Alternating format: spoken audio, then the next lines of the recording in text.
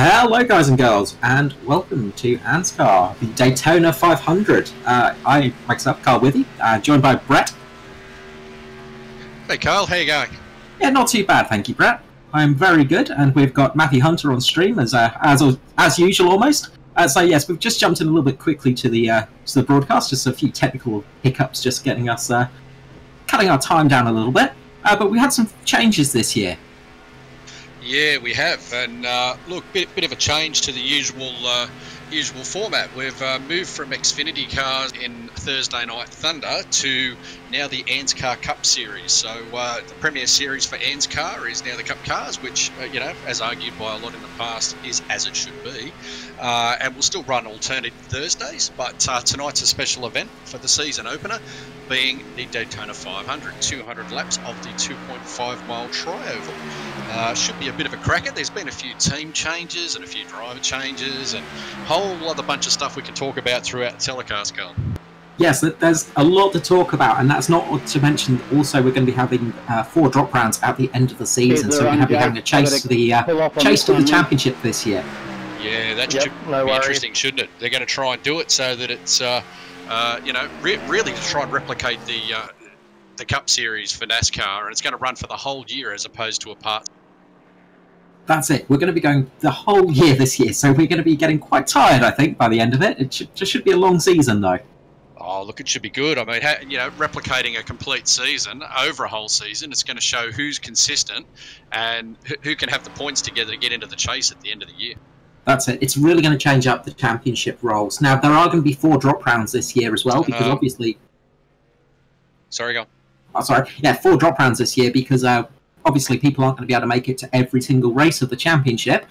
So 4 drop rounds means you've got a few weeks to sort of miss out the race here or there, and it's not going to affect your championship too much, but consistency is going to be key.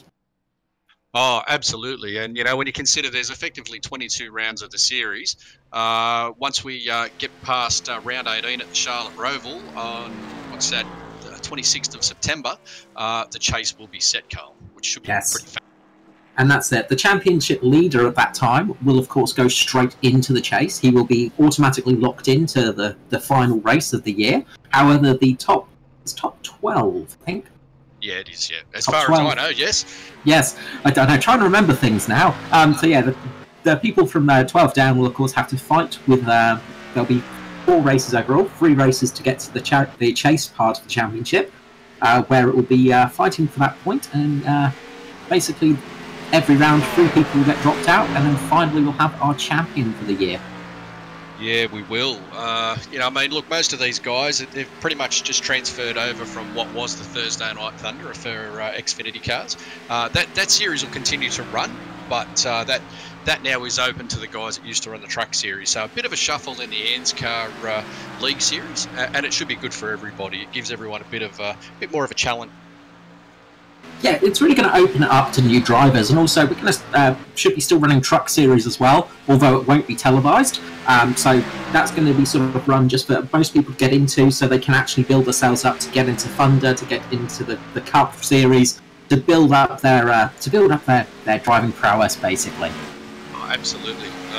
Really looking forward to seeing how it all goes, actually, because the Cup cars are a bit of a different challenge to the Xfinity cars, and being the top tier of the ANZCAR League Series, you kind of, it'd be interesting to see. At least Daytona's I shouldn't say an easier track to ease into the thing, but it's not a difficult short track or something like that. So it's going to be fun to watch and see. A bit of an added twist for this race. It's an open setup for this race, Carl. So it's not prescribed for this race. Everyone's free to do whatever they wish, and it's going to be interesting to see who can actually nail the setup tonight and get to the end of 200 laps at the front. Yes, an open setup completely changes the race. Now, all the rest of the races in the championship are set to be closed setups. This is going to be our only open setup race for the year. But it's going to really show the people who know the way around a car, the driver engineers, as you would say. People, like we always used to say, like with Alain Prost, the professor kind of drivers who just know how to set up a car correctly. And if you can get that set up perfectly, you're going to be able to run longer on those tyres, you're going to be able to run more comfortably in the draft as well, which is something that you have to really get right for this track. Well, that's it. Throughout practice so far, really, to be honest with you, it's a few of the usual suspects at the top. Gavin Sadler's been running at the top of the table for a little while in practice. Fairly warm track out there, though. It's just over 33 degrees track temp. You've got a few of the usual suspects: Evan Foster, Matthew Clute, Norman Clark, James Foster, Michael Skurlock, Dave Douglas, Josh Michelmore, Danny G. Those guys are still at the top. So I don't know. You could argue that this isn't going to shake it up too much, but 200 laps here, it's a long race. It is, and also the qualifying for this race was a little bit different this year as well, because there was a dropout round system for it, which has actually made the top 10 a little bit different to what we would normally see for one of these races, I would say. With the dropout system, we had a couple of races to basically set the pole position times, and Josh Michelmore actually got the top spot with his teammate Danny G. They managed to get up the first 2 places. Then we have Edward Foster starting 3rd place with Ricky Cornwall, Stephen Williams and James Foster in 6th, Joshua Carroll-Walden in 7th, 8th we have Nicholas Sheils, Jason Martin starts 9th, so a little bit of an odd place for him to start from what we're used to seeing at the front of the pack, and then Dave Douglas managed to get the top 10. So that's going to really be an interesting way to see the race start, because we're not going to have a qualifying for this race. We've already had our qualifying for this race. Yeah, they had the dual runs, and they had their qualifiers during the week last week. So warm-up's finished now, so we're only a few minutes away, or actually less than a minute away from starting now. So they should be starting to grid up right now, and that'll give us a better idea of what the rest of the grid is from 11th back. Yes, that's the hard part for us. 11th down is a little bit of a crapshoot at the moment, because we're not exactly sure. We don't have all our times on the available to us, but we will learn very shortly who's on from there. But the qualifying races were pretty chaotic at some stages. There was a couple of big crashes, and that's one of the things you need to watch out for at Daytona, especially coming into the tri-oval, where it starts to get a little bit slippery sometimes. Yeah, throughout practice, we've noticed that a lot of the cars, they've been quite loose through the tri-oval section. Looks like drafting through there's a little bit of a hairy prospect. And also people making a few mistakes on their practice pit runs and things like that. So, yeah, there's going to be a few bit of interesting... a few people are going to have to take a bit of care on a few little sections here to see what happens. And it could actually determine the outcome of the race in the end if someone's not... Yes, the actual grip... The pit run itself is quite dangerous tonight. And pitting at Daytona is never an easy feat, because you're coming down from extremely high speeds to a very low speed on a very slippery surface, but it's a little bit extra slippery tonight. I did have the chance to take a car out for a few test laps of the track before I actually jumped into the commentary booth tonight, and the pit lane was just incredibly hard to get into. Everybody was really struggling to pull in there. It was very slippery, very easy to mess up at this race. Yeah, well, they're out on the track. They're going on their first formation lap. So we're literally seconds away from the start of the 2019 ANZCAR Cup Series. We have Josh Michelmore on pole, as you pointed out before, with Danny G beside him. That's in the new Mitch Motorsports team. So they've come out with a bang by locking out the front row.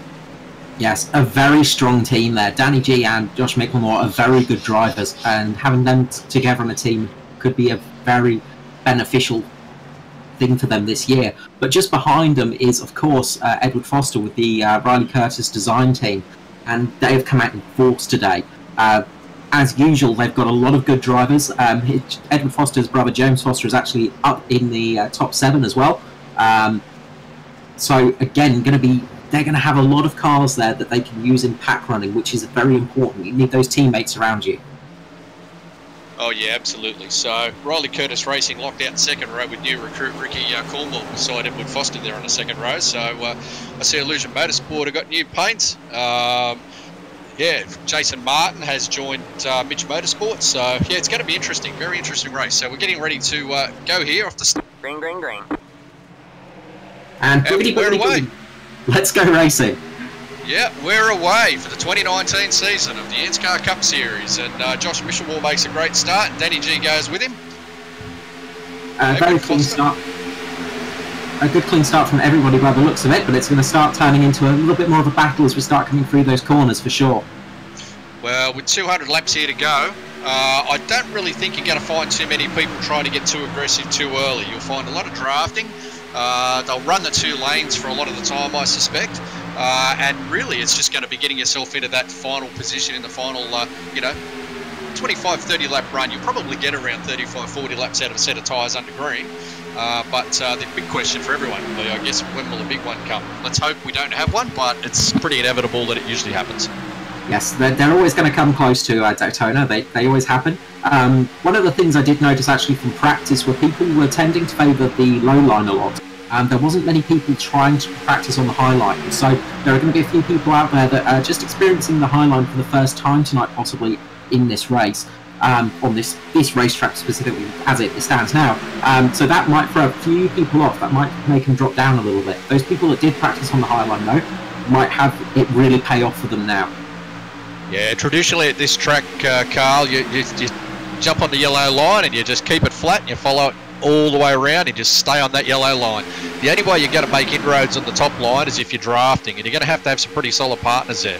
Right now we're watching Danny G, who's moved into the lead in front of Josh Michelmore, and tucked in behind them is, looks like... Edward Foster sat just behind him, yep. And yep.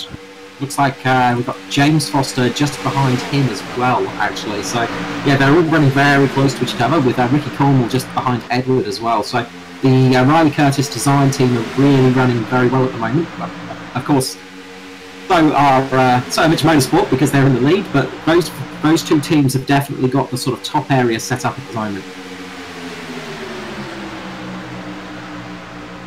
Yep, so that's James Foster in the 14, sorry, yeah.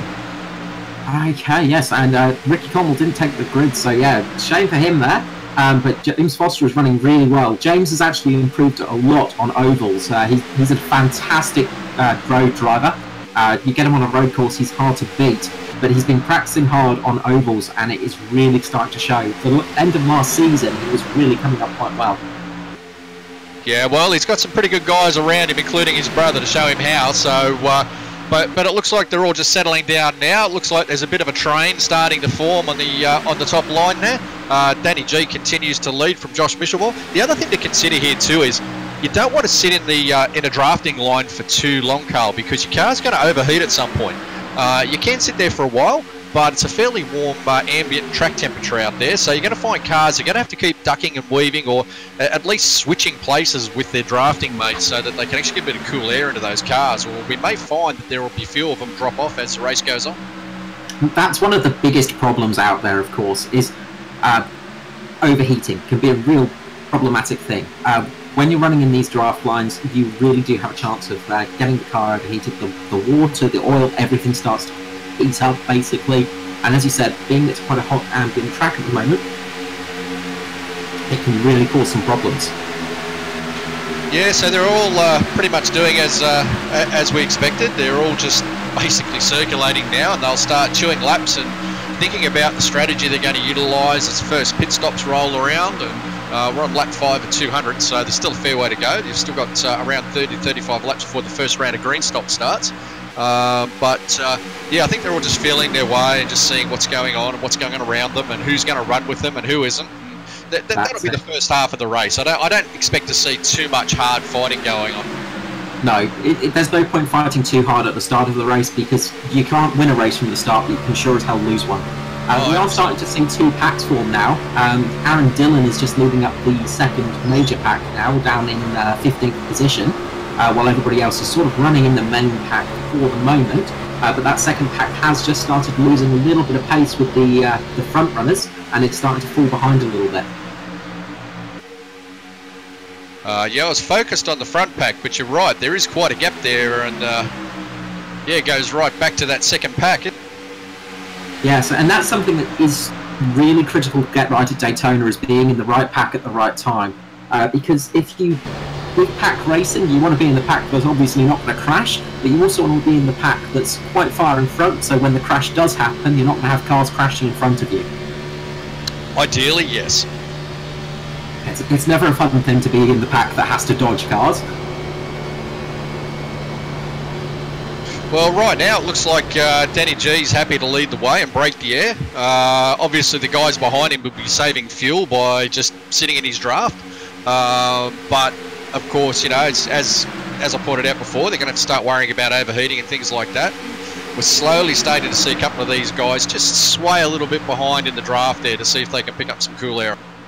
Yes, that's it. It's a bit swings and roundabouts with the drafting situation, of course, because in a draft you do save that fuel and you can run that maybe extra lap or so longer, but you're putting your car under a great deal of stress, and these cars do get very hot. Something that people forget about racing cars is they're very hot machines, especially their engines. They're constantly carrying through a lot of heat through them. Things like oil temperature, water temperature are a constant issue.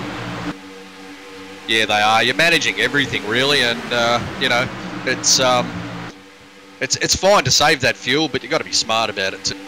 And also in a race like this, where we have got 200 laps, so 500 miles of racing tonight, you're also going to have to manage yourself, because a thing that you sort of do tend to forget about is not only is the car under a lot of stress, but the driver is as well. There's so much concentration you need, especially running this close to drivers.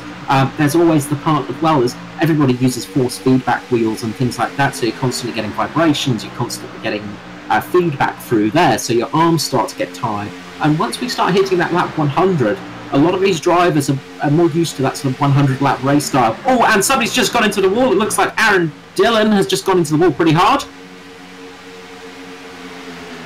No yellow at this stage.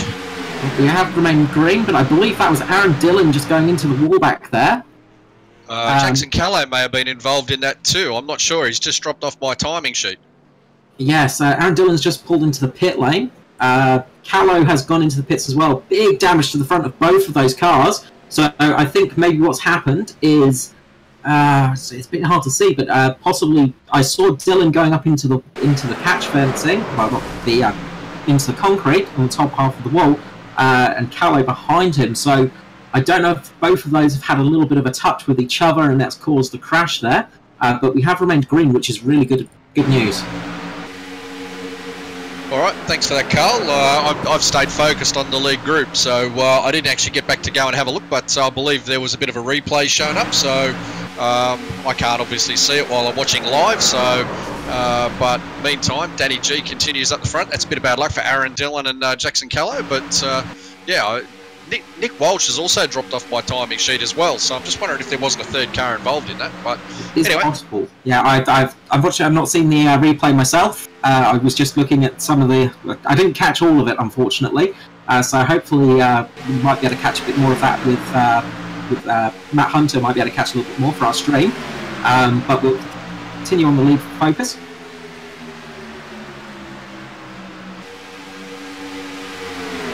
Okay, so it was Dillon hit the wall and Callow got into him, unfortunately. So that's a real shame for those two. Two very strong drivers.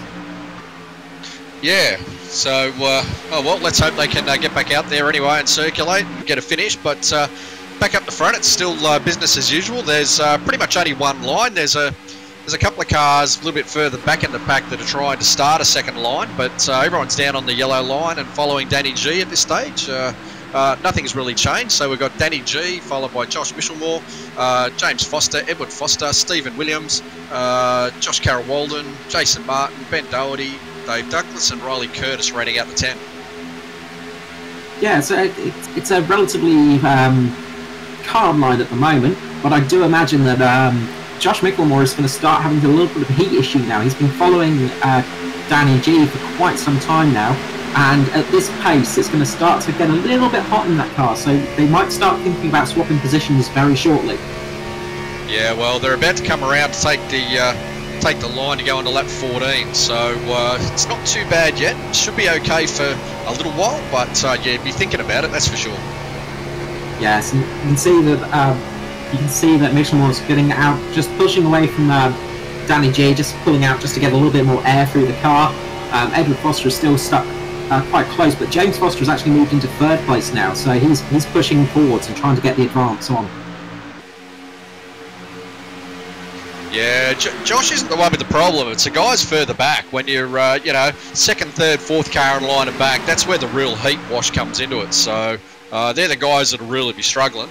It doesn't appear that though anybody's really trying to break away at this stage. They're all just quite happy to sit there in a big long crocodile train and just keep moving, don't they?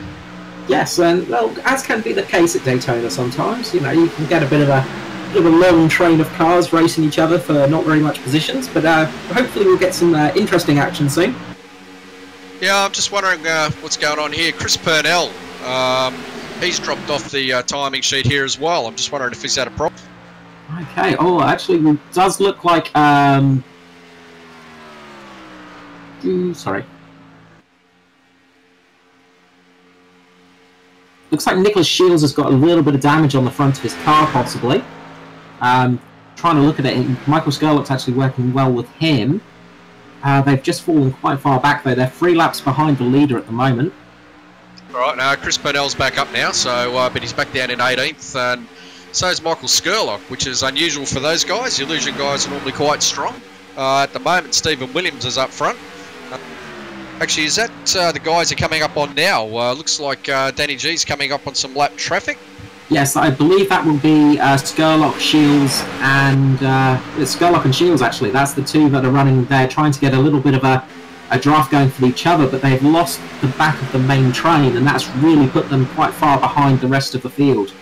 Yeah, they've got a lap down now, but they were very courteous and went up to the top line to allow the leaders to file on through. Unfortunately for them, they'll find that pretty much the whole pack will pass them. Yes, they're going to lose quite a lot of positions here, but of course, a fortunate yellow flag could get one of them back on the lead lap quite easily. The race is not over yet. It could indeed. So far, so good. We're working lap 17, and so far, fingers crossed, it's all been green. Yes, and we're running at a relatively decent pace at the moment. We're doing about early 44s, so 44.3s generally for most of the field, which is going to make the race last a little bit, well, make the race a little bit shorter. So, well, green flag running is quite good in a race like this because it does go over quite quickly, but we're only a yellow away from making it last longer. Well, it's a mighty long race, Carl. 200 laps around here. 44 second lap, 45 second lap. May not sound a lot, but 200 times, it's, I don't know what the numbers are, but it's about 2.5 hours, I think, 3 hours. Yes, it gets towards that stage, and as I said, this is where concentration really comes into it. It's very hard. It's very hard to keep focused on that, especially when you're running green for so long. As I said before, there's a lot of things going on for the driver. There's a lot of concentration, of course. You've also got the steering wheel force feedback, and that can really cause you quite a bit of fatigue. And if you're running green constantly, you don't have a chance to grab a drinks bottle. You don't have a chance to just take a couple of moments to breathe. It is a really hard race for drivers. Indeed it is, and well, having said that though, as we come around on, we're working lap 18, about to go on to lap 19, I guess some of these guys will be starting to already think about the first round of pit stops, and it looks as though, unless something changes, we're going to be doing the first round under green. It'll be interesting to see what people do and how they do it. Being the first set of pit stops for the year, it'll be interesting to see if everybody's done their rehearsals and drills properly, and who hasn't. Yes, as we said before, the pit lane is a little bit treacherous here, and people have been having troubles tonight. But also, pitting under green is one of those things that it can be very risky. Sometimes it's worth, if you've got the fuel to stay out that little bit longer and you've got the tyres life to stay out that extra lap, it can be worth doing, because sometimes people will mess up in their going into the pit lane and bring out the yellow and give you that opportunity to pit under the yellow flag. So there is a lot of head games, there's a lot of strategy involved in this point of the race. Well, at this stage, I think everyone's just happy to follow the leader. It's, dare I say it, it's very, very sedate so far. But again, we expected that, and you know, I thought there might have been a little bit more movement here, but everyone's just happy to sit there, and I guess everyone's trying to play it smart. New season, new cars. They're not used to driving these cars in the series, in the season. But of course, overall, everyone wants to win the Daytona 500, don't they?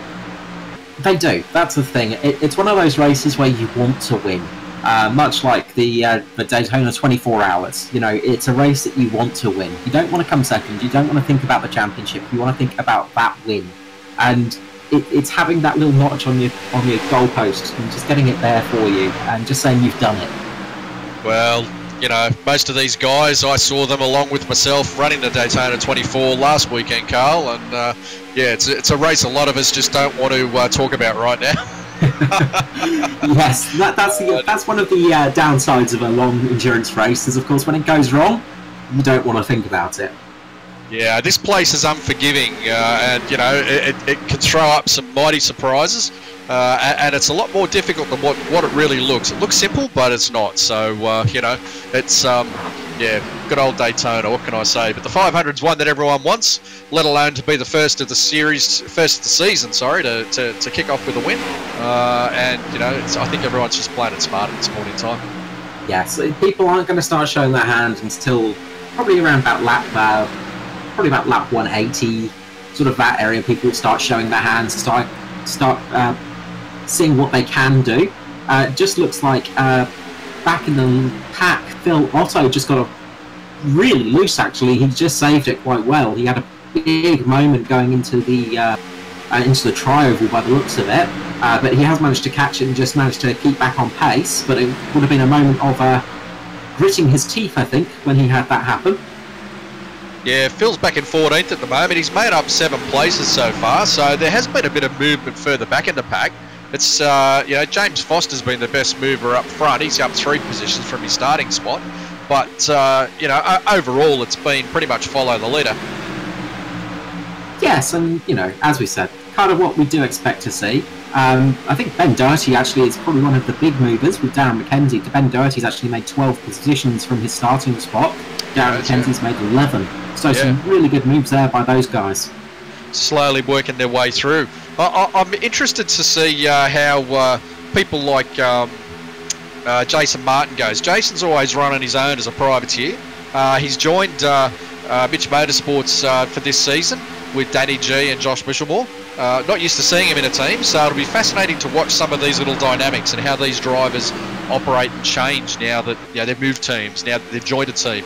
Jason Martin's always been the pace setter no matter what he drives, and yeah, having been on his own, it'll be very, very interesting to watch as the season unfolds, whether that changes or not being part of that team. Yeah, it's going to make a big difference, I think. It's a bit of a super team, really. Just talking about it, it's some very good drivers, and I think it's going to show halfway through the season. I think there's going to be some big gaps forming between some of the private runners, especially people who aren't in teams at the moment. They're going to start to struggle a bit come later on in the season, I think, when people get the hang of these cars, start getting used to them a little bit more. Of course, it's not going to be open setup like this race is, but still, you get a better idea of a track, you get a better idea of what works, what doesn't work in a team situation. Well, these cars are a bit of a monster to drive. They're very different to the trucks or the K&N cars or even the Xfinity cars that most people have been driving up till now. You know, these things really take a lot of finesse and a lot of, you know, gentle throttle application and steering and so on. You know, it's some people are going to take to it, some aren't.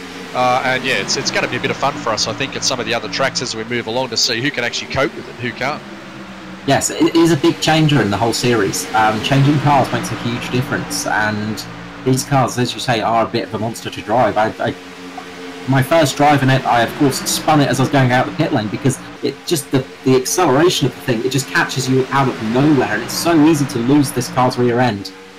Oh yeah, huge power in these, and they don't have a lot of grip at the best of times.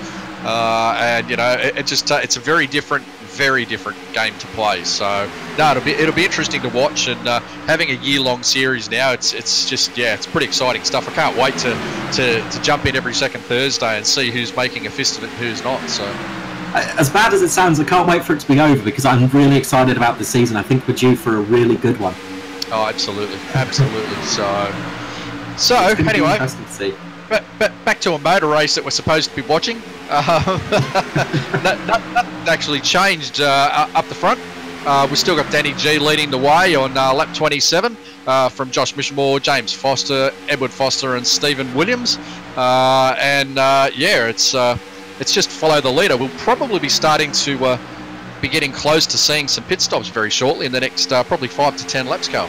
Yeah, I imagine people will start thinking about pitting now, of course. There is that advantage of having cleaner tyres, of course, because when the tyres start going off, you do start losing lap time.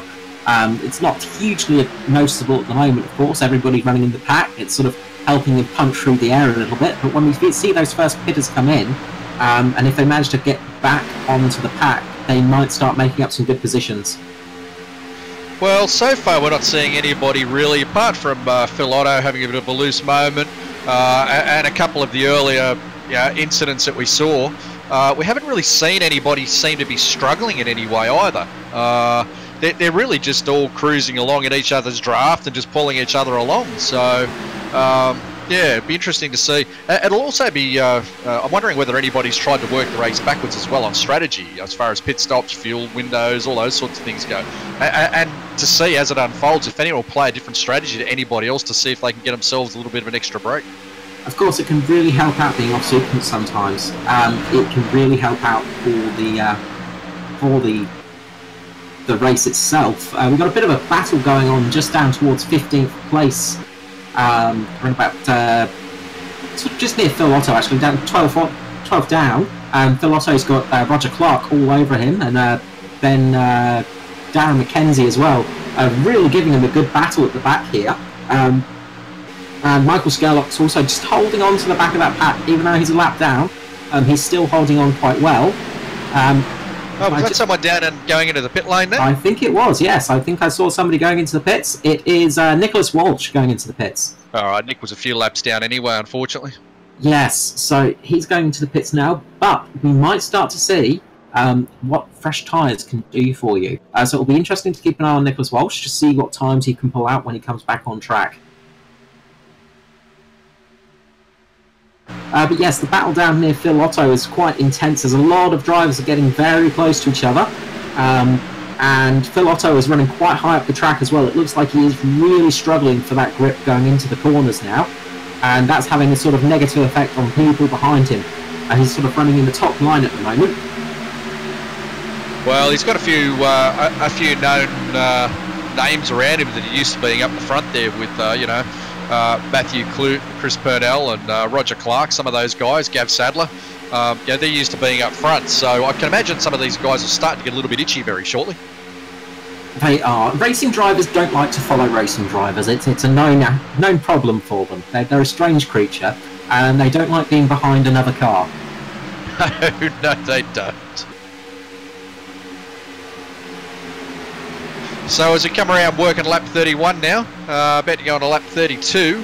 I'm just keenly waiting to see who blinks first and who goes into... Yes, I've not seen anyone sort of looking like they're about to pit just at the moment. Nicholas Walsh is back on track as it is. No, he's still in the pit lane, sadly. So we won't really see what that's going to happen there. But Roger Clark has just made a huge run. Roger Clark's just managed to get a good load of positions and is sitting up in 13th now. So the Roger Clark, Matthew Clute, Roger Clark and Matthew Clute are actually on the move at the moment. They've decided they've had enough of looking at the back of Phil Otto and are starting to run their way up the pack. Well, they'll be starting to think about the stops and how things could shake out and track position and so on. So we're coming on now. We're working lap 33 now. Little bit of movement, a little bit further back down the back there where guys are jumping out of the low line draft a little, but I don't think there's too much in that at this stage. Could be, as you say, just Matt Clute and Roger Clark just trying to make that move, I think. Yes, just trying to get that train running. And of course, one of the other things, I guess, as well is if you pit alone at Daytona, you're definitely going to go a lap down. Well, you're going to go a lap down anyway, but you're going to lose a little bit of time. Yep. If you pit with somebody else, another teammate possibly, you can help work with each other, just cut a little bit of air out and possibly get a little bit of drafting going on with each other in that respect. So I do wonder if we're going to see some of the teams pitting with each other. Oh, look, everyone's going to try and stick together and run the same strategies, Carl, because really they're just going to try and draft until the final round of pit stops are over and they're running to the flag.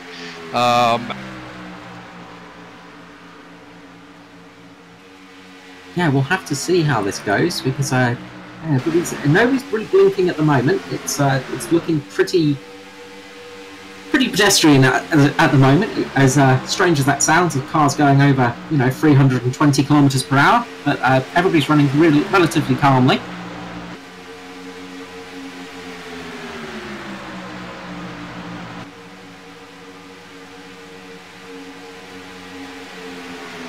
And it has started settling down in the mid-pack as well now, so it does look like the mid-pack has started settling a little bit, so that is some good news. So again, everybody's been very well behaved tonight, which is always what we like to see.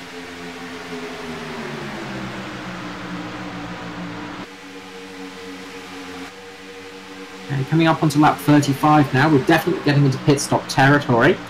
We do expect people to be able to run about 38 to 40 laps on these tyres before they really start dropping off, so I do expect we're going to start to see people blinking soon. They are of course going to be hoping for that yellow flag, but if it doesn't come, they're going to really have to think about the green flag pit stop.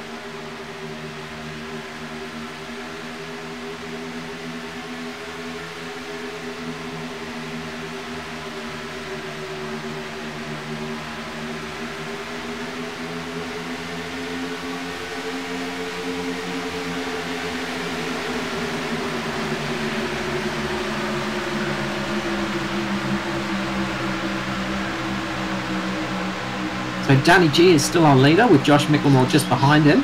And then we have the two Foster brothers, James and Edward, sitting in third and fourth.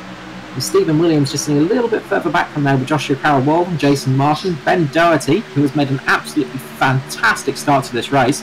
Ben Doherty making up 12 positions from his starting position. A really good drive from him so far tonight. With Dave Douglas sat just behind him. And just finishing out the top 10 is Riley Curtis. So a really good run from Riley Curtis tonight as well.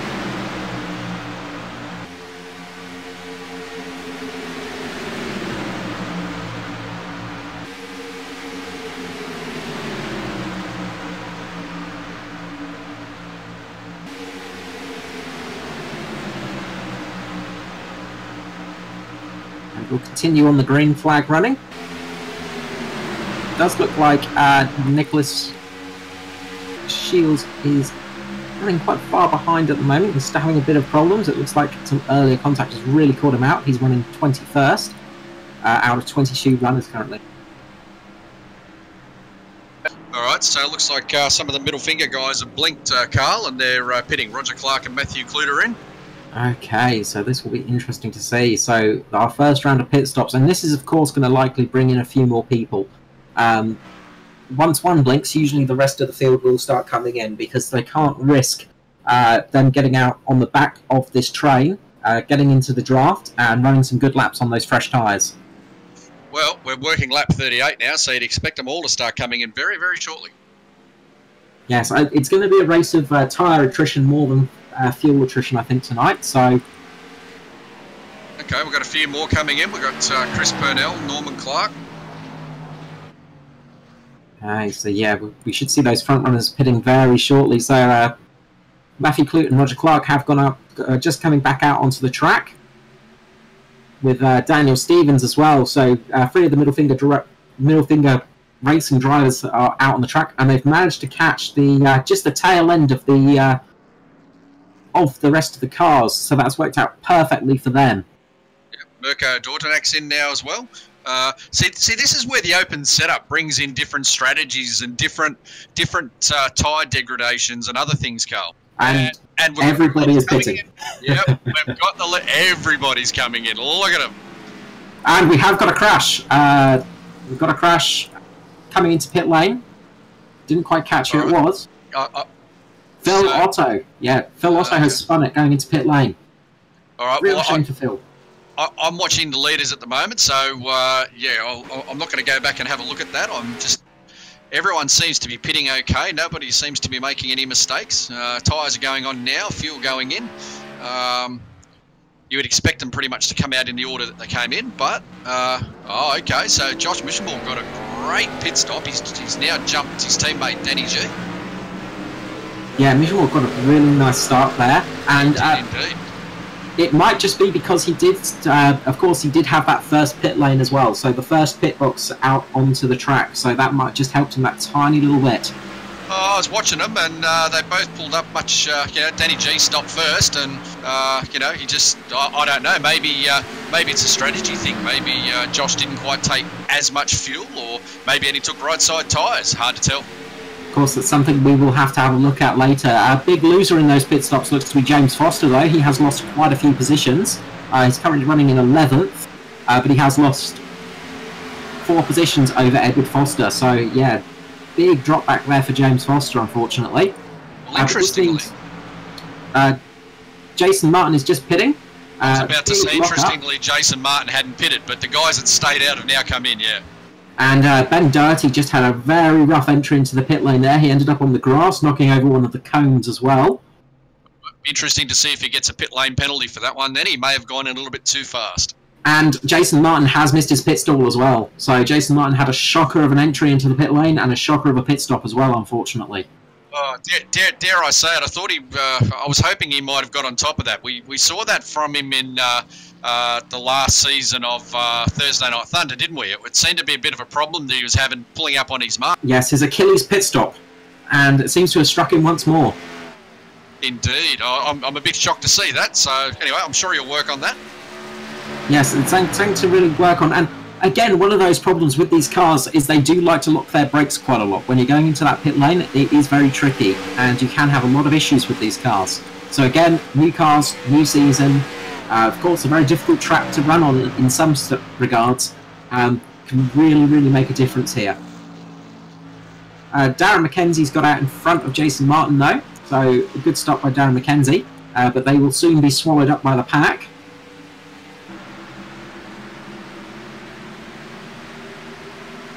Yeah, they're just trying to get around Chris Purnell at the moment. I'm not sure Chris is down a lap or two at the moment. I'm just trying to have a look and see what's going on with him because he pitted a little bit earlier. Now, I believe Chris is just 1 lap down at the moment with Norman Clark. So Chris is the leader of the 1 lap down brigade. So he's going to want to try and climb back up the ranks and try not to fall too far down behind the rest of the pack. Try and keep in that sort of lucky dog spot. Yeah, absolutely. Looks like most people are trying to get out of the way of the lead cars. Josh Michelmore's rounding everyone up pretty quick. There's someone going fairly slow down on the bottom there, though. I'm just trying to see who that is. Alright, a quick flip through, and I'm not... He's just dropped to the very back of that pack there. Didn't quite catch that one, unfortunately. I was wondering if it was possibly Ben Doherty. No, it looks like it might be one of the Illusion cars. It's Michael Skurlock. So I'm just wondering if he hasn't got a problem. Okay, we'll have to keep an eye on that one. Yeah, he has lost a lot of time. He is really slowing quite a lot and has lost a lot of time.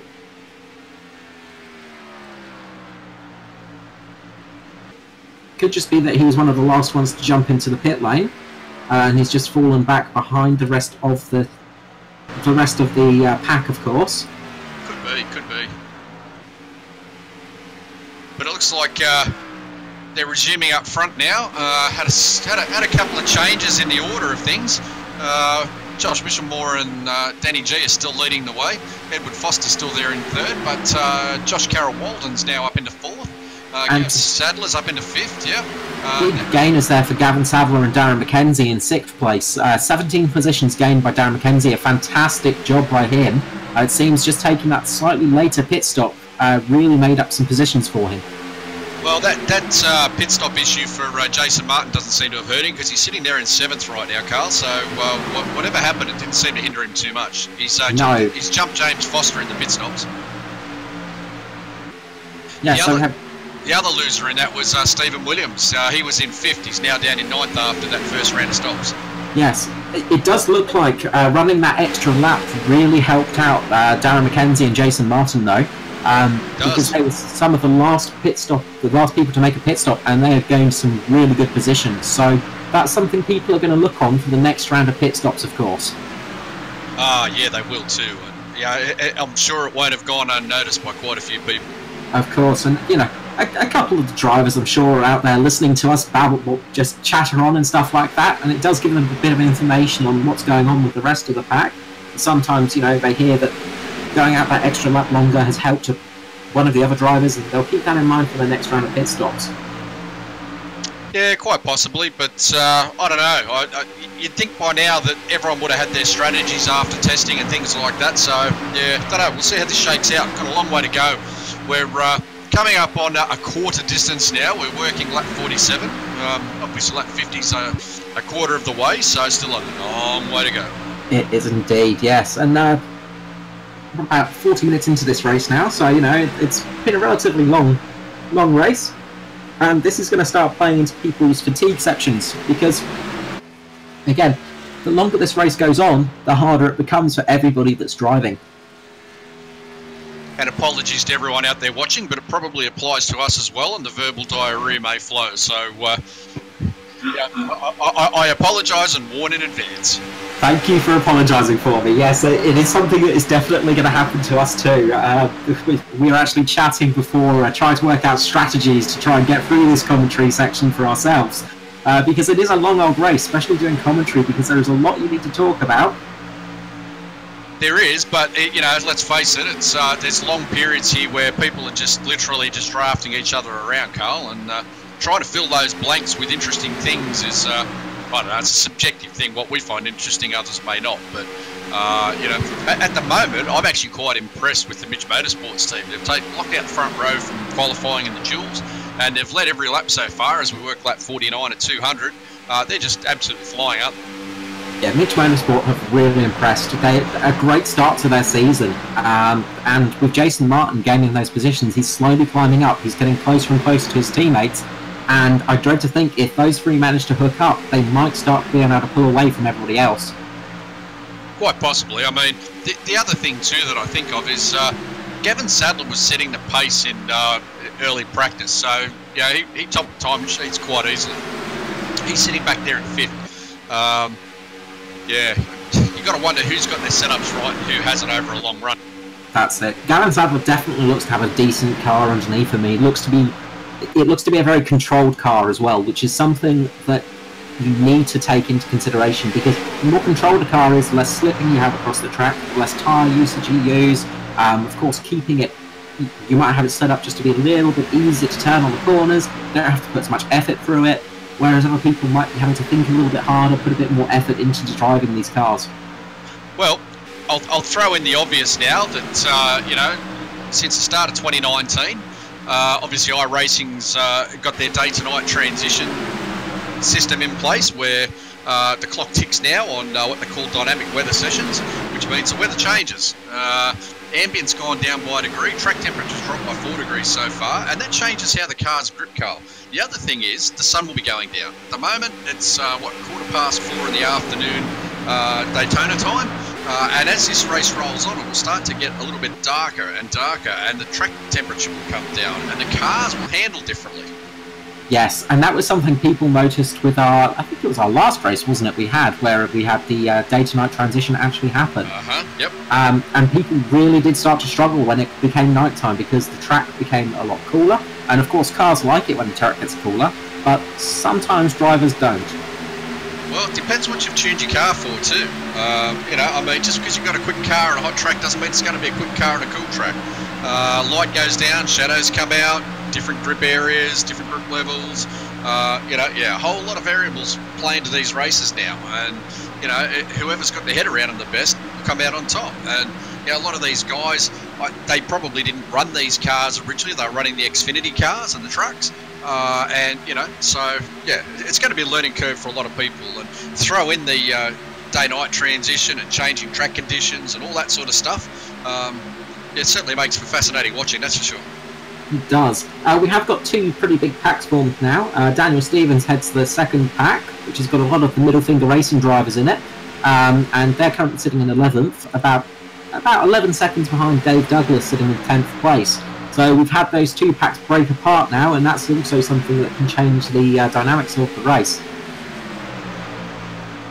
Yeah, that second pack could probably catch up if they all work together. But that front pack, they're making pretty good time. They're still still running pretty competitive times. Low to mid 44-second laps, so seem to be pretty consistent on that. We don't really seem to have deviated out of that since the start. What are we working now? Lap 53, so we're over quarter distance now. And yeah, track temperature's still dropping. It's now down to 28.9, so it seems to be on a bit of a rapid decline now. Yes, one thing to actually just look at as well, actually, is just Gavin Saville. His best time so far tonight is a 43.9, which is the fastest of anyone. I think Stephen Williams is the next closest to him. Maybe Matthew Clue, actually, sorry, just looking for my timing screens, but he's the only one to break into the 43s so far tonight, and he is setting some very good pace still. That car is definitely working very well for him in these cooling conditions. Yeah, Gavin Sadler's never one to rule out. He's quick on any track and in any car if it's on an oval. So, you know, he's definitely someone who we need to watch, yeah. It's going to be interesting to see how he goes, and it's nice to have this racing going on. He's just giving Josh Carroll-Walden a nice little bit of bump draft in there, just getting up right underneath the rear of the spoiler. Yeah, everyone's just sitting there, waiting, watching, flowing, driving. It's just such a long race, Carl, isn't it? It is, yes. And this is the thing with these long oval races, is they're not, you know, to state the obvious, they're not sprint races, of course, but there's a lot more strategy involved in a race like this. You have to think the long game. And also, a lot of these drivers are going to be thinking about the championship. As we said earlier, yes, everybody wants to win the 500, but you still have to think about the championship, especially with the 4 drop rounds this year, because you have got that little bit of opportunity to maybe have a mistake at one of these races and not to cost you too much in a championship. But if you can start the ball rolling with a good top 5 finish and build up those championship points for the start of the year, it's going to stead you in a good position. Yeah, it is indeed. And I just noticed that Ben Doherty just got swallowed up by the lead pack there. He's now gone down a lap. Yes, Ben Doherty was doing some... he was one of the faster cars in the earlier stages of the race, actually, and it might just be that the temperature going down has really affected his car, unfortunately. But I do also actually have to wonder if he did get a penalty for his pit stop, because he was running relatively far up there, but he has dropped quite far back now as well. Wasn't that Ben that you said had the rough ride into the pit lane? Yes, he did hit the cone as he was going through the pit lane, so I'm just looking through my timing sheets now. When I mentioned that he may have got a penalty for actually crossing the yellow marker line a little bit too quick, he would have got a whole penalty. Yeah. It sounds like he got a 15-second penalty, so yeah, he's lost the draft, and that's really cost him quite hard. Yeah. And that comes down to what we were talking about earlier with coming into the pits under green flag too. It's a pretty harsh penalty you get if you do come in too quick. You've got to be down to the pit lane speed limit at those yellow markers, or you're going to get yourself a penalty. And you know, unfortunately for Ben, it looks like he might have been one of the first victims of the season. It does. Speaking of victims from the pit lane, pitting, Phil Otto is one of the biggest losers of the pit stops, of course, because he had that crash coming into pit lane. He's currently sitting down in 20th at the moment, and that really did cost him. He had a fantastic car underneath him and was really making up some good speed. So pit stops have really, really affected people, and he's running with a very, very ugly front end to that car as well, which is not going to be helping with the aerodynamics. No, so there's a few guys having a bit of a rough trot out there right now, but having said that though, we've only just passed quarter distance, a long way to go, and as you pointed out a couple of times now, Carl, all it takes is a yellow somewhere, be the first one that's a lap down, get that wave by, get back onto the lead lap, pick up where you left off.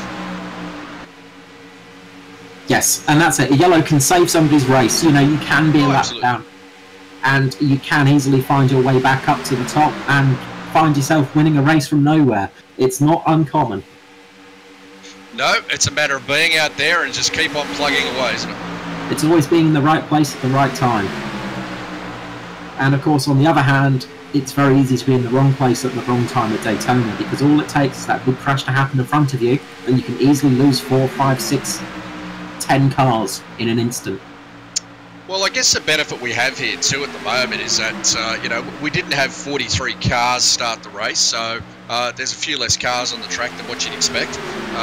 First race of the season, it's how it goes. But the other factor too is a lot of these guys are just running line astern. They've sort of stretched out a little bit into a couple of packs. So if we're lucky, we won't really see the big one tonight. It'd be nice to see it go green all the way. It would be, yes. Wishful thinking maybe, but that's what I'm hoping for. Well, I mean, we get to knock off a little bit earlier, so we can hope for a nice green race. I hadn't thought of that, but yes, that's a benefit of it. But I was thinking more to see who nailed their setups and who drove well and who got to the end of the race without the benefit of any red, yellow flags, whatever the case may be. Yeah, it's always interesting to see who can manage a green flag race, because it really does change up the whole of the race.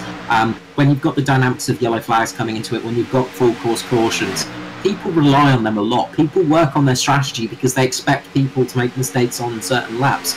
They expect to have a caution earlier on in the race, so they think, okay, if we have a caution at lap 10, then we'll do this pit strategy. If not, we'll do this one. And they generally have their strategies set out so that they can take advantage of cautions. When it is a pure green flag race, people are taken off guard a little bit because they don't expect it so much, especially at a track like Daytona, and it can really show who has that strategy set up perfectly. Yep, indeed. Absolutely nailed it, Carl. A lot of people do rely on yellows because they are a part of oval racing. But, you know, going green flag the whole way really sorts out who gets things right and who gets things wrong. It also shows who does their setups right. But least of all, it's grueling for the drivers. Yes, that's it. And it really is a very big punishing race. I've actually started my iRacing career now, so I've started driving. You may see me in the lower leagues, crashing out a lot. But I've had a couple of races at Daytona now, got them under my belt, and it is a really grueling race, and it takes it out of you. Even over a 20-lap race, it's enough to really knock you out. Yeah, it does. Look, you don't often see a lot of crashes at Daytona, but you see a lot of cars get taken out when you do have a crash here. And that's the nature of super speedways. Yeah, Talladega and places like that, they're all the same. You know, you may not see a lot of crashes, but when you do, it takes a lot of people out because it's drafting, it's restricted plate racing, it's pack racing, and that's just the nature of it. When you're running so close together in a pack, it's very hard to avoid an accident. Yeah, that's it. When you're 2 or 3 cars back and further back after that, you can't really see what's going on half the time. You're just really a passenger, and you start to see the smoke of cars go, but by then it's all too late. You're already involved, and you haven't even realised it. Well, you have to do the old Days of Thunder thing and just put your foot down and hope for the best, really. Well, kind of, sort of, yes. You know, as we cross the line to start working lap 64 at 200. Yeah, Days of Thunder. Well, that was a little bit exaggerated, that one, but I don't want to upset anybody who enjoyed that movie, so I'll just move on. We won't speak too much about that. We'll talk about cars and how they nailed the oval racing aspect. Yeah, I think we might move on from that as well somehow. Okay, and the lead is pretty much the same. Josh Michelmore is actually leading with Danny G behind him. Edward Foster has moved up to 3rd now. James Foster is down in 8th. Joshua Carroll-Walden in 4th. Gavin Sadler 5th. Darren McKenzie 6th. Jason Martin is still sitting in 7th. Stephen Williams in 9th. And Dave Douglas in 10th. So there's not been much change in that top 10. There's really not been a huge amount of change in the top 10 from the start, it shows how well everybody's been driving tonight. Oh, look, that's the thing, but we called it from the top tonight, from lap 1. We thought that most people would just sit there, draft each other, try and save some fuel, some tyres, and pretty much just run line astern until pretty much till the last pit stop, I reckon. Maybe the second last, but I reckon closer to the last. You're not going to see too much argy-bargy or fighting. You're just going to see people happy to run, find their partners, and be there for that final pits, that final green flag run. That's where we're going to see it all happen. Yes, and that's it. Again, you can't win a race this early on, but you can assure as heck lose it. It's very easy to lose a race right now. If you try too hard, there's no point trying to lead the pack at the moment. You're not going to gain a huge amount of advantage from it. You're best off just... You're best off just sitting back, waiting for a few moments, getting your breath, watching the driver in front of you as well. And that's something that a lot of the best oval racing drivers do, is they're happy to sit back just in 3rd, 4th place, watching the drivers around them, seeing where their strengths and weaknesses are, because that's something else that can be really important on a track like this. For instance, Josh Michelmore and Danny G may, for instance, have a little bit less speed going off of, say, turn 3. And Edward Foster sitting in third might start noticing that, and then working on that for a future attack, just keeping that in the back of his mind. And that's generally what people are doing now. They're just gauging out their opposition, just working out where's a good place to attack later down the track.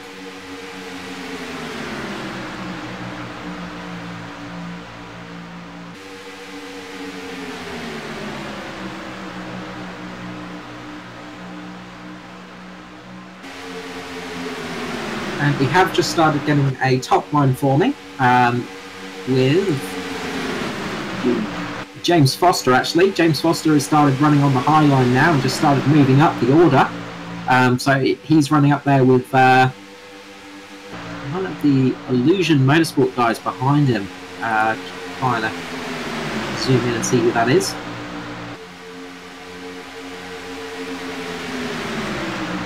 Chris Purnell with... who's actually a good lap down now, but he's working just to push that car up a little bit. And he's working very well at the moment because he's still the first of the drivers that are a lap down, I think.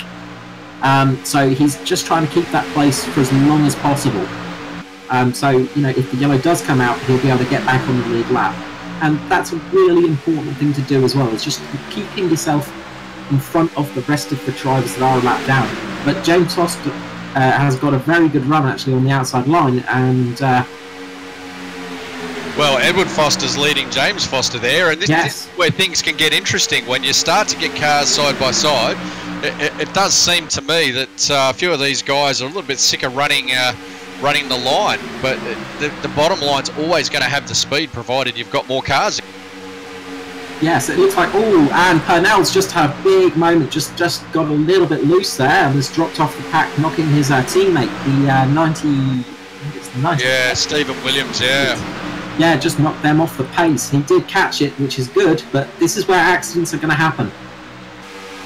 Well, the problem now for Edward Foster and James Foster is there's only the two of them on the high line, so they'll slowly start to lose ground on the leaders. And for Edward Foster, that's a bit of a worry because he's been sitting there behind Danny G pretty much all race, and we're now working lap 70, so that's he needs to get back into that bottom line. So does James Foster. They need to find a way into that bottom line quickly because they're going to start dropping back very, very quickly now. You can already see it. They've dropped Edward Foster's dropped back 2 positions already, and it looks like it looks like James is trying to get back into the pack, trying to muscle his way in on Jason Martin. Jason Martin is saying no to that. Well, no one's going to let him in easily, that's for sure. And you've got Darren McKenzie down there below Edward, and you've got Jason Martin down below James. So neither of those guys are known for their you first mentality. No, and just sitting behind Jason Martin now is Ben Doherty, who's managed to make his way up on this field and is now a lap down. So he's actually managed to find himself just ahead of Chris Purnell, which is putting him in a good spot if the yellow does come out right now. But he's trying his best not to let those guys drop into the line behind him, in front of him. Yeah, he wants to be there for the lucky dog should the yellow come out. But I'm just watching Edward and James Foster right now, and they're dropping back fairly rapidly. But it looks like Chris Purnell and Stephen Williams are pulling up on the back end to try to give him a push along in that top line, which it may work if they can work together. But Chris Purnell looks very loose, doesn't he? Like Stephen Williams has just dropped down below him now. Yeah, Chris Purnell looks to be really struggling at the moment, and I'm trying to remember when Chris Purnell actually pitted. I think it was a little bit earlier than everybody else, of course. Yeah, he's about 33, 34 laps ago, same as everybody else, so his tyres are no more than a lap older than everybody else's. Yes, but he's been struggling all night, it seems. He's really not been happy with this car, and Ben Doherty just got knocked down on the low side, but managed to keep a hold of that really well.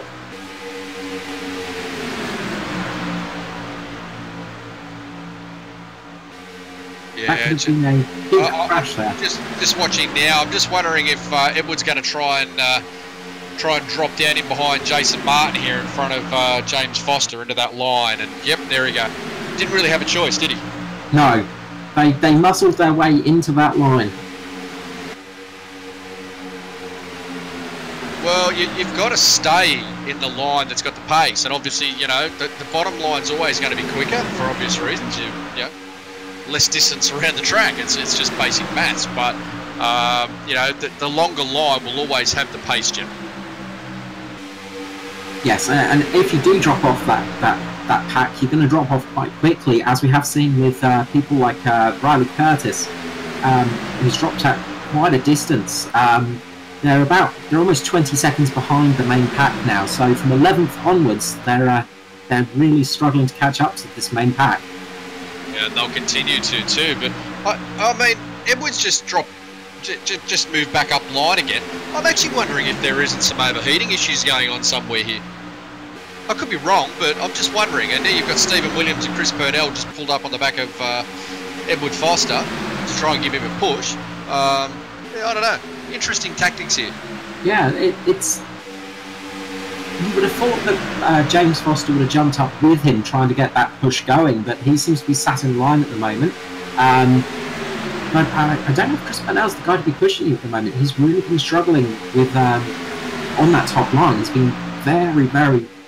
It's not been running well for them. But neither of the Illusion cars have looked really great out there at the moment. Maybe that's because of the temperature drop, or maybe it is because it's a little bit too warm for this still, and they might come alive a little bit later in the race. They've both been really struggling to follow very close to the car in front of them. Yeah, Stephen's been okay.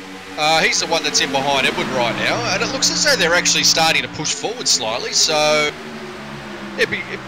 just watch this for a while and see how this one plays out. It looks like, sorry about that. It looks like Josh Michelmore might be looking at jumping out. Sorry, Joshua Carroll-Walden. I always get those two mixed up.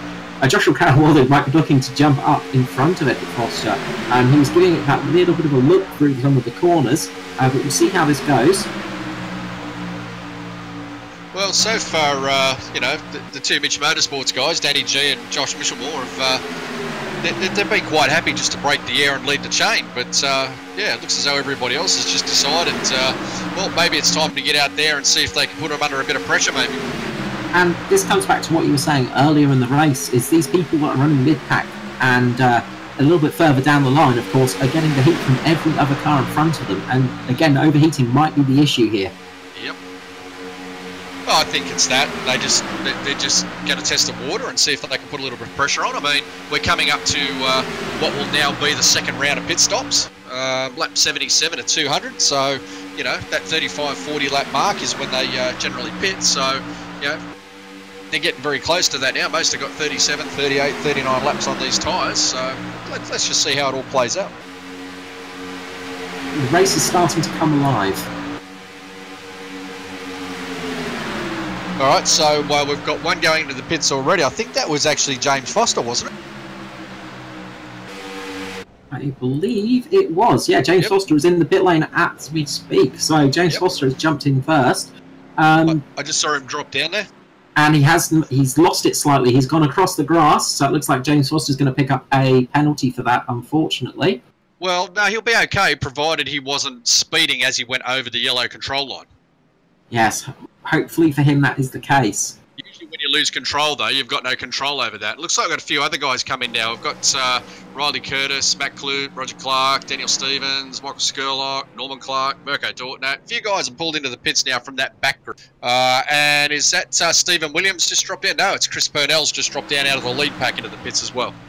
I'd say James Foster has got a penalty. By the looks of things, he was sat in the pit box for a lot longer than to be expected.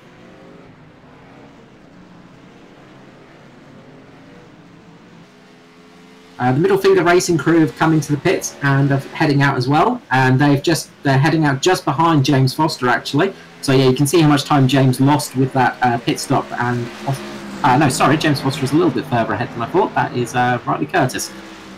Cars looking alike. It's always a weakness. But yeah, it does look like James Foster did lose a bit of time there.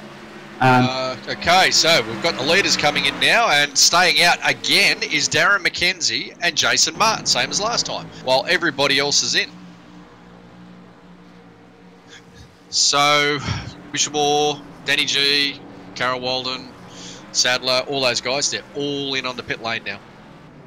And it looks like the lead guys have all hit their marks quite well. Nobody seems to have messed it up. Yep, everybody looks to have got in the pit lane clean this time. Do you want to keep an eye on Jason Martin? Yes, I'm just watching him now. So he's watching the lead guys.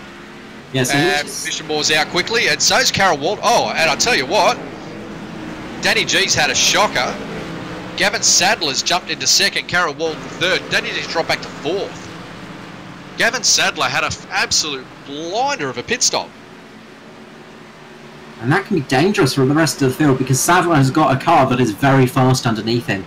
Well, he's right on Michelmore's tail now, obviously coming out onto the track. They've just crossed the blend line, back out onto the track. I think we've got cars on the grass. I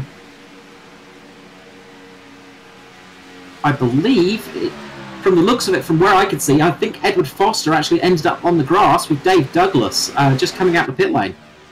Two teammates. Yes, I can't be sure of that, but I just caught it out the corner of my eye, and the very distinctive livery of Edward Foster, the very fluorescent yellow sort of livery on his car, did look to be him. All right, well, we'll keep an eye on that. I've got him showing up in 8th on my timing sheet at the moment, but up front, yeah, big change to the order here because, yeah, Michelmore, Sadler, Carroll-Walden and Danny G. And remaining out is actually Jason Martin and Darren McKenzie. They're going for a longer stint here than everybody else, and we'll see if this pays dividends for them. Well, they're actually rounding up Michelmore and Sadler right now on the outside. They're running the top line. Martin's just dropping down into the low line, so I'd say he's getting ready to pit. Mackenzie's being held up high by Michelmore, so if he's not careful, he won't be able to get down and get into the pits. Oh, no, here they come now. They're coming in now. Yep. Yeah, he could have got into a lot of trouble then. And Carroll-Walden's having a run on Sadler. A bit surprised about that, but I think he'll get too far because he's got no one there to draft with him. Sadler's just pulled ahead. Carroll-Walden's just pulled back in behind him.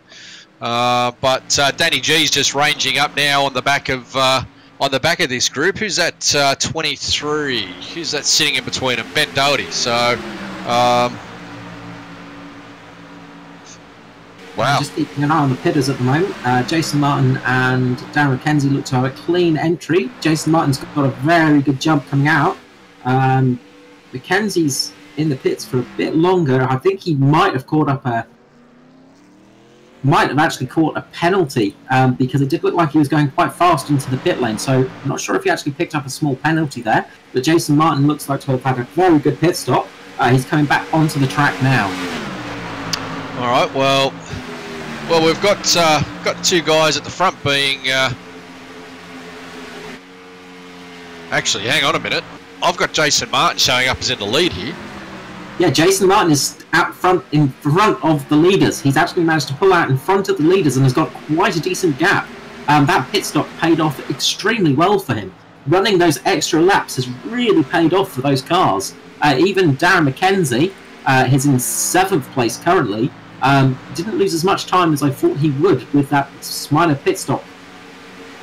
Well, interestingly, this group's catching Jason Martin at a rapid rate now because they've all got the draft and there they go past him. But Jason should just slot in just behind these guys, and that's going to give him a slight position gain over everybody else. Because, of course, remember that Ben Doherty is a lap down, so he's running with Danny G at the moment. Danny G is straight behind Jason Martin, Joshua Carroll-Walden, Gavin Sadler, and Josh Michelmore. Yeah, that's the problem. On a road circuit, that would have been very, very good for Jason Martin. On an oval, though, if you don't have a draft and you don't have a group that you can actually run with, you're a sitting duck when that pack catches you. They just fly on by you, don't they? They do, but he has gained position overall, so that pit stop did work out very well for him still. He has managed to gain to 4th position overall currently, and he's got Danny G running right behind him as well. And the packs have broken up quite a lot here. Now we only have the top 5 in a pack currently, with Ben Doherty sitting in there still only a lap down. I think he's the first of the lap down cars as well, so if yellow comes out, he's going to be sitting pretty. Well, all he needs to do is sit there and run with this group and save a bit of fuel, stay safe, and hope that someone else has a mistake further back because he'll be in the prime spot then to get the wave around for the lucky dog. He will, and one of the big losers, I would say, there is probably James Foster, who's actually down in 13th position now, really quite far behind, although he has managed to find Riley Curtis. So he has got a teammate with him running in the draft, just behind the Middle Finger Racing drivers. Well, they're all very much spread out now after those pit stops, aren't they? There's just little groups of cars everywhere now, and lap traffic could play a part in this. So far, they've all been pretty courteous, and they've all just moved up the top and let the leaders by. But as the race wears on, I wonder if we're going to start to see a few little mistakes creep into this. Been a frantic pace, and a few of these guys will start to be showing a bit of fatigue. And yeah, track temperature's still changed, still dropping. It's dropped down another couple of degrees now, 27.8 degree track temp. So you know, it should be gripping up a little bit. It'll be interesting. Yes, we've got a race on our hands for sure. It's really changed the whole state of proceeding, because the main pack has been broken up a lot. We did have the top 10 running in a pack for most of the race, in fact, and now only the top 5 are there. Yep. So what that one green flag stop changed the complexion of how the pack's running completely. And we're going to have to see if Edward Foster can climb back up and try and get back onto the pack, because he's currently running almost 17 seconds behind now, 16.5 seconds behind the main pack. So an absolute disaster for him. Yeah, I'm just trying to have a bit of a look back through the pack here to see who's where and who's backed up with who. And yeah, Edward Foster, he's got Darren McKenzie and Stephen Williams, and looks like Dave Douglas. They've just got their own little 4-pack trying to catch up, and boy, they're a long way behind the front runners, aren't they? They are, yes. And then even further behind, you've got Roger Clark, who's a further about 17 seconds back from that pack, and that's where James Foster's ended up as well. So he's dropped way out of this race. Sadly for him, it really did. It was not a good pit stop for him. Pitting early did not work for him at all. Yeah, that's an interesting little group, that, actually, because you've got some pretty aggressive guys in there. You know, Roger Clark, Daniel Stevens, Matthew Clute, James Foster, Riley Curtis, Chris Burnell's in there as well. Yeah, that's probably one to watch as we move along a little bit. But yeah, actually the lead pack's. Yeah, they are getting swallowed up by the main pack. So yeah, they will have some problems coming on soon.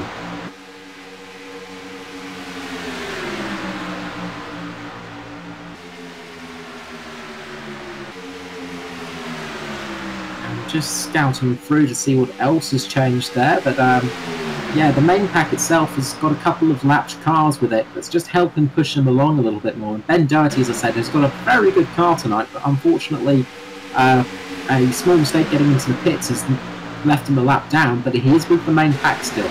So he's the first of the lapped cars, which if there is a yellow, will mean he gets back onto that lead lap quite well. Yeah, he just needs to sit there and just run with these guys now. He doesn't need to do anything or think about anything too much. You know, if he's smart, he'll just run with them and just hopefully pick up that wave round. Yeah, there's not much more he can do for this race for himself. If he can stay in this pack, though, that's going to be his best chance of getting a decent position out of this race. Yeah, absolutely. But Gavin Sadler has managed to slip in behind Josh Michelmore, so a very big change at the front, really, because Danny G did have a bit of a horror of a pit stop, and that's left him towards the back of the pack, where Jason Martin has climbed his way up the pack a little bit. Danny G did drop down quite significantly, but Gavin Sadler has got this car into the second place now, and that could be very dangerous for the rest of the runners. He has had a very fast car all night. Another person that's been doing well and is very strong tonight as well is Joshua Carroll-Walden. Yeah, totally agree. But I don't know that Danny G had a bad pit stop per se. I think Sadler and Carroll-Walden just had absolute blinders and pit stops, Carl. They just seemed to get in there and get out really quick. Danny G didn't seem to miss his box. He didn't seem to have any hold-ups that I saw. Yeah, just one of those things. Again, it could be something down to setup. Maybe they just didn't have as much fuel needed. They might have had slightly better tyres, so they... Yep, absolutely. It just seemed to me that the other two guys just were able to launch out of the pit box that little bit quicker than Danny G. That's all it was. And they've really got that jump. So yeah, it's really changed that pack up quite a bit. And as I say, the big probably the biggest winner in all those pit stops was Jason Martin, who did run that little bit longer than everybody else, and with that has just got himself up a couple of extra places, but sitting really pretty in the pack at the moment. Well, he's up there with his teammates, and you know, you got the 3 Mich Motorsports cars up there in the top 6, you know, top 5, and they're just running at the front, and they'll just keep circulating. Now, what are we now? We're running lap 93. Yep, so lap 93 at 200. Yeah, getting towards halfway. Yeah, it's been a relatively quick race. It's not been. It's been a good race so far. There's actually been some stuff to talk about on track, which is very nice to hear, because one of the things I was worried about was with pack racing sometimes is you can have that nice long pack stint where nothing happens, but luckily we've had a few talking points. Well, there was always going to be a few, considering some of the team changes and some of the driver changes, and the fact they've moved from Xfinity to Cup cars now as well. Totally different beast to get your head around. So, you know, it's good to see that the pecking order hasn't really changed so much, but open setups as well. I don't know. It's going to be. We're not really going to know until several rounds into the season who's got their head around these and who hasn't, I guess. Yeah, I think once it comes to fixed setup racing, we're going to know a lot more, of course. Next race, we're going to be able to tell who's doing what with their cars and who's really going for it. Somebody that is going for it, again, is Gavin Sadler. He's really trying to hustle along Josh Michelmore at the moment. But one thing I do want to do before I forget is just talk through some of the people that aren't running anymore. We've only lost 4 people so far, which is quite good for Daytona, because it can be a track where you have heavy losses. But the first person out is Nicholas Walsh. He went out a long time ago now, I think 59 laps ago or so, with Aaron Dillon and Jackson Callow, who went out very early on in the race. Aaron Dillon went up into the wall and Jackson Callow caught him, and then Ricky Cornwall unfortunately didn't start the race. Yeah, well, it's been green flagged the whole way, very clean. Only a couple of small incidents at the beginning. And really, it's been very clean and tidy and professional. Yes, which is what we like to see. I would love to see every race run green. It's always nice to have races running green rather than under yellow, because it does change the way the race runs, and you see who's got the setup set up absolutely correctly, and also who has the best strategy. Yeah, these 2.5 mile ovals, super speedways, just makes it hard though for someone to break away and do something different. Strategy wise as well, makes it hard to do something different, because if you lose that lead pack and that draft, you pretty much. Yeah, it's very quick to lose positions on a track like this. It's not easy to gain them. Well, we're now working lap 97 at 200, so we're only a few laps away from the halfway point. So we've got to do what we've done all over again, Carl. Yes, it's another race to go. If we were running Thunder, of course, back last year, this would have almost been race over. So yeah, 2 races in a row it feels like. So it's a long old race. It really does take the vocal cords into consideration. Well.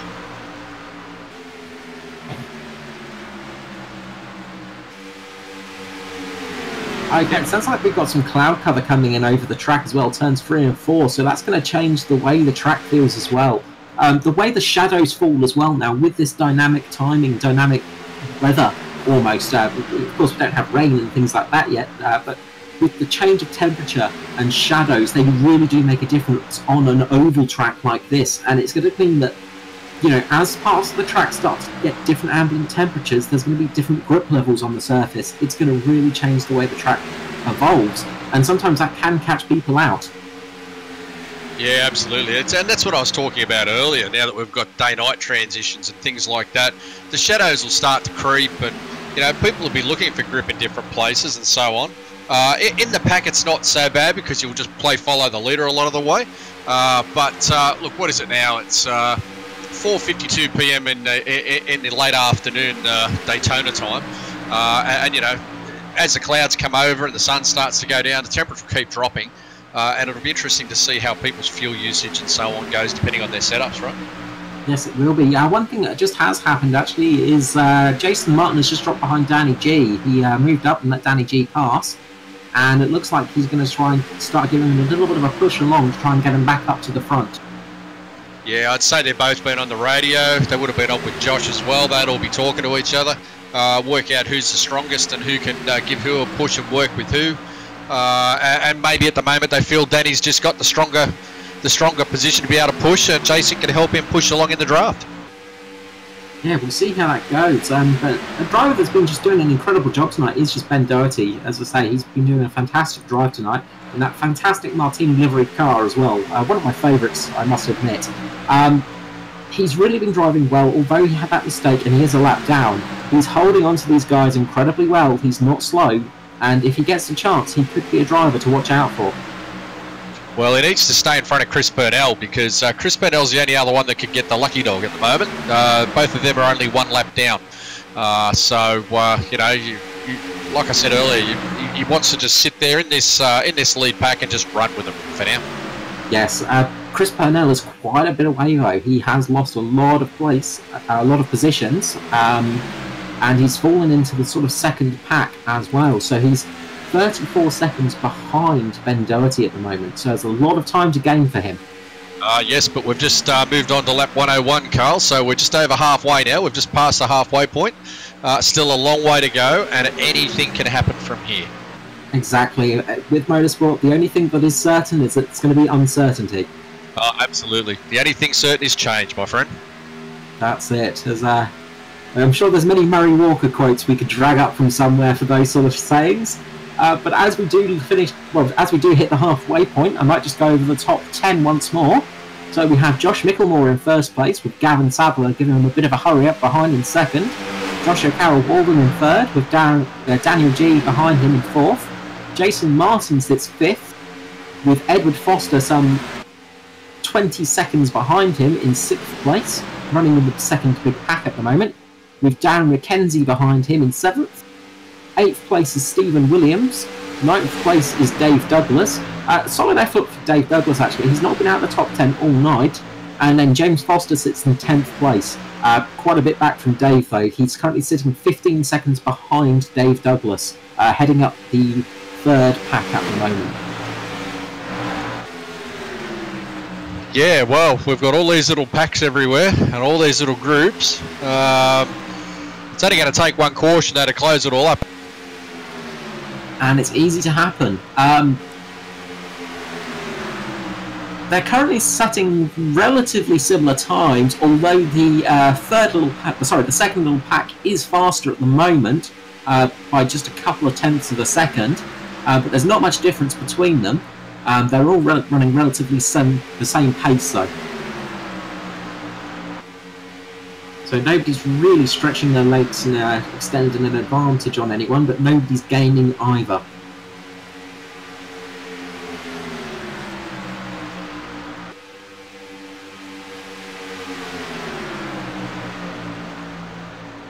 Nope, they'll just sit there, run line astern.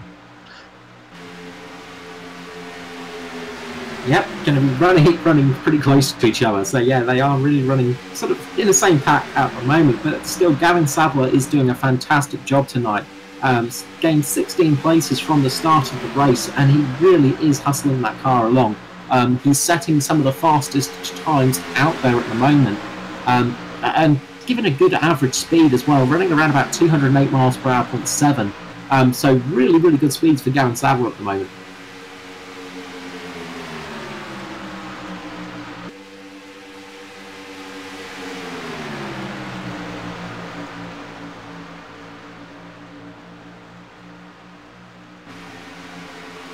A nice lull in the races itself.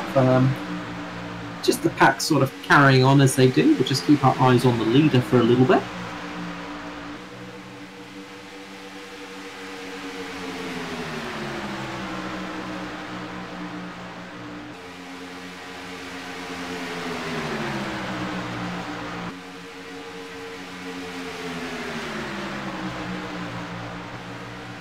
And this pack has really started running quite well together. The drivers are working very well with each other.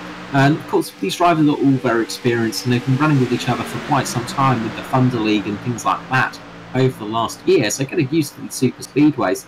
But Gavin Sadler is giving Josh Michelmore just that nice little run, and Josh Michelmore's actually just fallen out onto the top line. Just going to let Gavin Sadler slip in front of him. Looks like Michelmore is just going to drop back towards his teammates, but he's going to have a hard time dropping back in the drop back in the bottom line.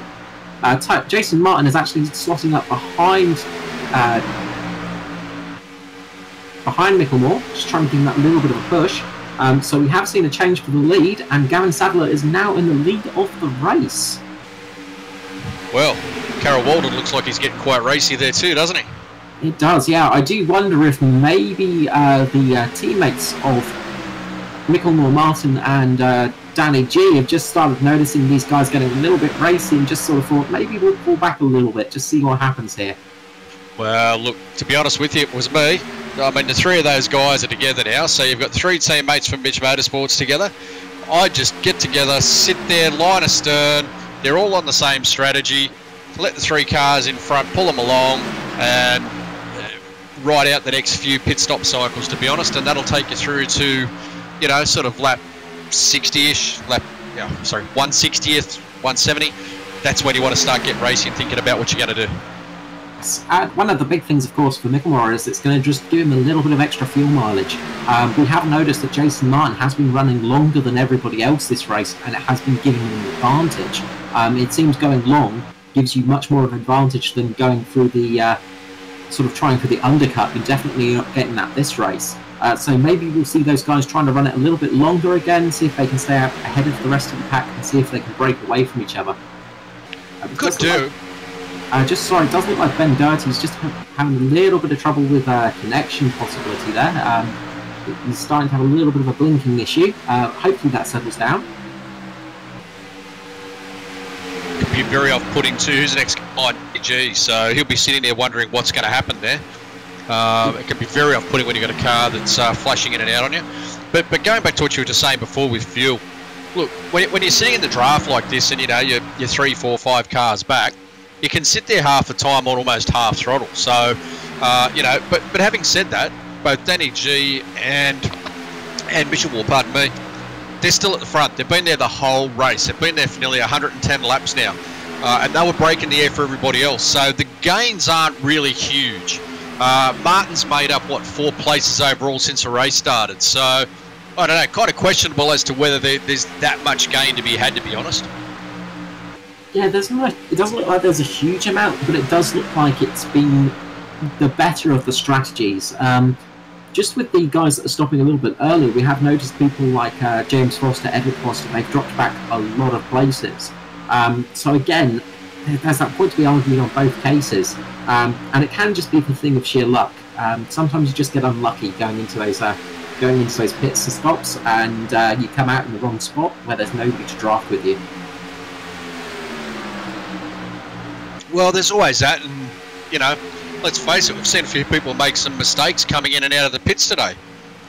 You know, that's all part of it. All those little 1%ers make or break it up. Yeah, and it is very easy, as we said before, to make a mistake going into these pits. They are treacherous little pit lanes, very slippery. One of the things, of course, is you're going from asphalt to concrete, and that was a big thing that is very off-putting because the grip levels change an enormous amount. And something we actually saw in the Daytona 24 Hours, the non-iRacing variant, was with the rain when it actually hit, people were really struggling getting into the pit lane because there was just such huge change of grip level. Once you got onto that concrete, you just were just sailing away and unable to keep the car in one place. I can tell you with a very great level of authority, Carl, that it's no different in iRacing. When you hit that concrete, the grip levels vary massively, and as temperature drops, that concrete seems to get slipperier and slipperier as the day goes on. And, you know, like even driving a GTE car like I was, it was so easy to drop the clutch out of the pit box and actually spin the car, even with traction control on. Yes, it's a terrifying thing. When you've got these multi-grip surfaces, it can really, really throw you off. And as you said, as it starts to get into night time, as it starts to get darker, as the shadows grow longer, that concrete's going to start cooling off a lot quicker than the asphalt. And of course, the other thing is there are not cars running across that line constantly. You've got cars always on the track at the moment. That's the thing. Exactly, which keeps your track temperature up slightly in a groove. Absolutely. And then once you get on the concrete, it's nice and slippery, very cold, there's not as much rubber, and then you start finding your rear end trying to overtake your front end. You got it. So, you know, these guys, what are we now, working lap 113 or 200? You'll find some of these guys are probably getting rather tired by now. It seems like a simple thing to sit there and just turn left and drive around a big track like this. It's actually very, very physically demanding because the car's moving around quite a bit and, you know, trying to just keep everything on the line and concentration-wise, one little lapse and you're in the wall. Yes. The best way I can put it, especially with iRacing, is kind of like if you drive the car across a broken surface. So if you're driving across a gravel road and you just get that constant steering feedback, you're getting that constantly when you're driving an iRacing car as well, through the steering wheel. You've got that going through your hands constantly, and that is something else that really takes a toll on you as a driver. Because you're doing it constantly, you're constantly getting the car, as you said, you're feeling it sliding other ways, you're having to correct positions. It's not just a mental strength, you need physical strength as well to drive these cars, even in a game. It's a lot of work involved. Well, it's not a game, it's a sim car, but we shan't open that argument. But on to other things. These guys are coming up now on the back of another group of cars, which could make things quite interesting. Yes, they're coming up on the middle finger racing drivers by the looks of it, and that will be where James Foster is sitting as well. He's just broken away a little bit from that pack, but they're coming up on, I'd say Matthew Cluett actually, I think, is at the back. Yep, it certainly is. Yep. So they're going to be coming up on them pretty quickly. A lot of these guys aren't going to want to go a lap down either, and they don't have to step out of the way and say after you, you know. No, they're going to be wanting to fight extremely hard. They are. But this is also going to be working in Ben Doherty's favour slightly, because he is catching up to these guys, and he's going to start overtaking them if he can stick to this pack. Oh, absolutely he is. And, yeah, it's for position for him, but for the others, they want to stay on the lead lap. Now, the problem we may have is if people want to start getting too racy, is we may see our first caution come out of this as these groups start to mix. Yes, this is where it gets very dangerous, and this is where you don't want to be the leader sometimes. Of course, in oval racing, in NASCAR, the blue flag rule doesn't apply like it does in most motorsport. In a lot of open wheeling racing, GT racing, things like that, you're asked to get out of the way in a polite way by the racing officials. In NASCAR, you're racing for position. It doesn't matter if you're going lap down or not. You're still racing for that position. And you don't have to jump out of somebody's way. If you want to try and race them, you can. Of course, it's not particularly enjoyed by most people, but it is a big part of this racing series. Correct. You don't have to get out of the way. You can fight to stay on the lead lap if you wish. Etiquette says otherwise. I mean, you know, it's a bit silly. You wouldn't like to get taken out of the lead, so why would you do it to somebody else? But looks like Gavin's gotten past most of these guys fairly easily. And Ben Doherty stuck to them as well, so it looks like Ben Doherty has. And we've got a few guys dropping down into the pits right now. And it looks like the middle finger racing drivers have all dropped into the pit lane. Well, we're in that window. It's been 38, 39, 40 laps since they last pitted, so this is the third pit stop cycle now. So we're going to see the lead group start to do the same very shortly. We have, and we've got a car that is really struggling out there for grip. Just trying to see who it is actually. Yeah, I just saw someone go down onto the inside. Nicholas Sheils. Yeah, Nicholas Sheils was really struggling there and had a bit of a tank slapper, so he luckily didn't collect anybody, but that was a very, very risky moment, and it could have been a moment that took out some of the lead cars there. And we've got a caution. Oh, okay, so what's happened here? Let's scroll through. Trying to see who it might have been. Yeah, just trying to look to see what happened there.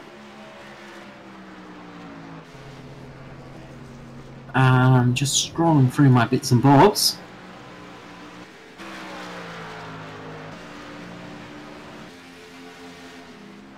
I can't really see what's happened here. I wonder if it was Nick Sheils. think it might have been because Nicholas Sheils. Yeah, Nicholas Sheils has actually spun and he's ended up spinning onto the low line. So Nicholas Sheils brought out the caution there. Right. Okay. Because he's now taking the car behind the wall by the looks of it. So. Yeah, it looks like he was really struggling for grip. I think he actually went up into the wall and ended up going back down onto the low line and spinning it around. So yes, our first caution's come out on lap 119.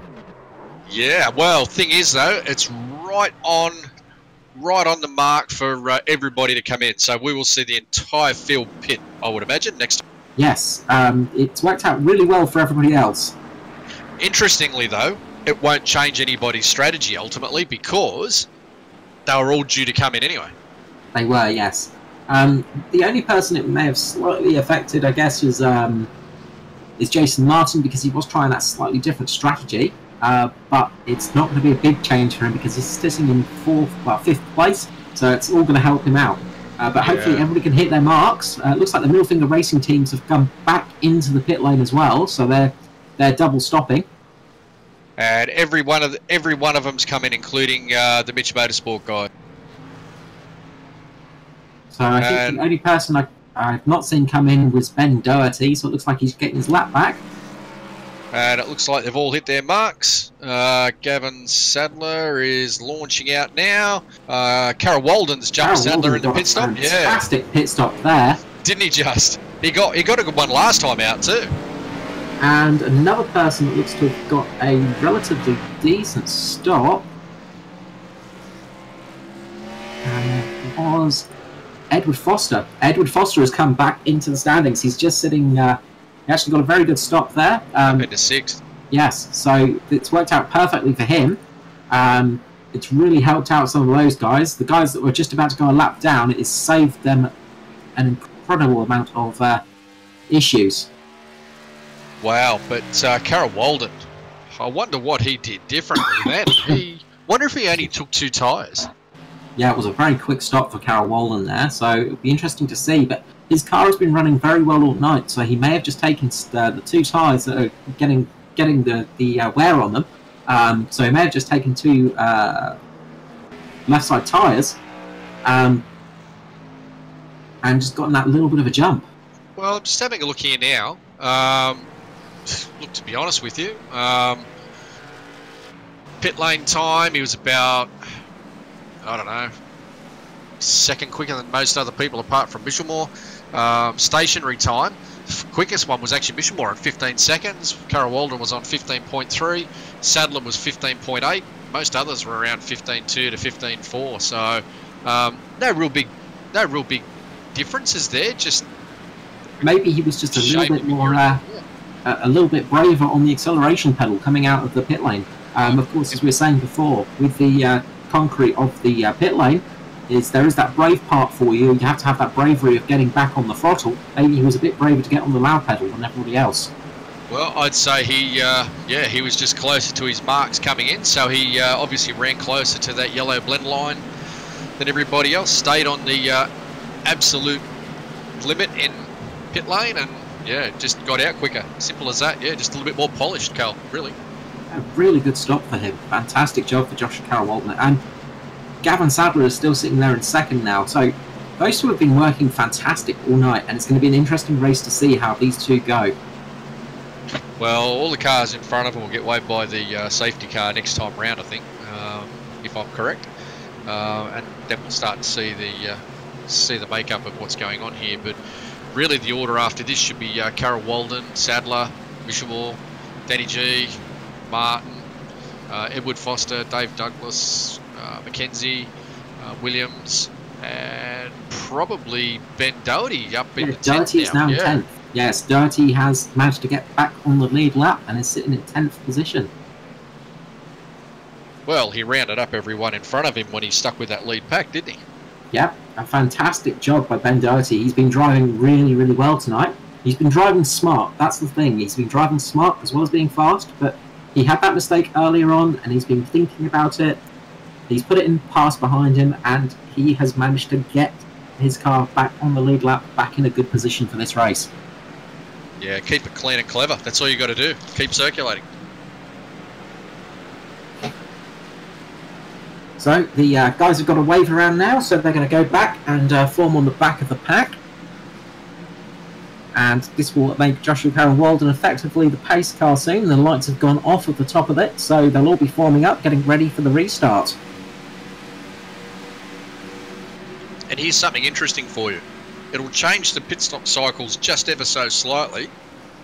Next round of stops will be around, what, lap 160, lap 165? No one can make it. Yeah, it should be our last round. So what that'll mean then is that really... yeah,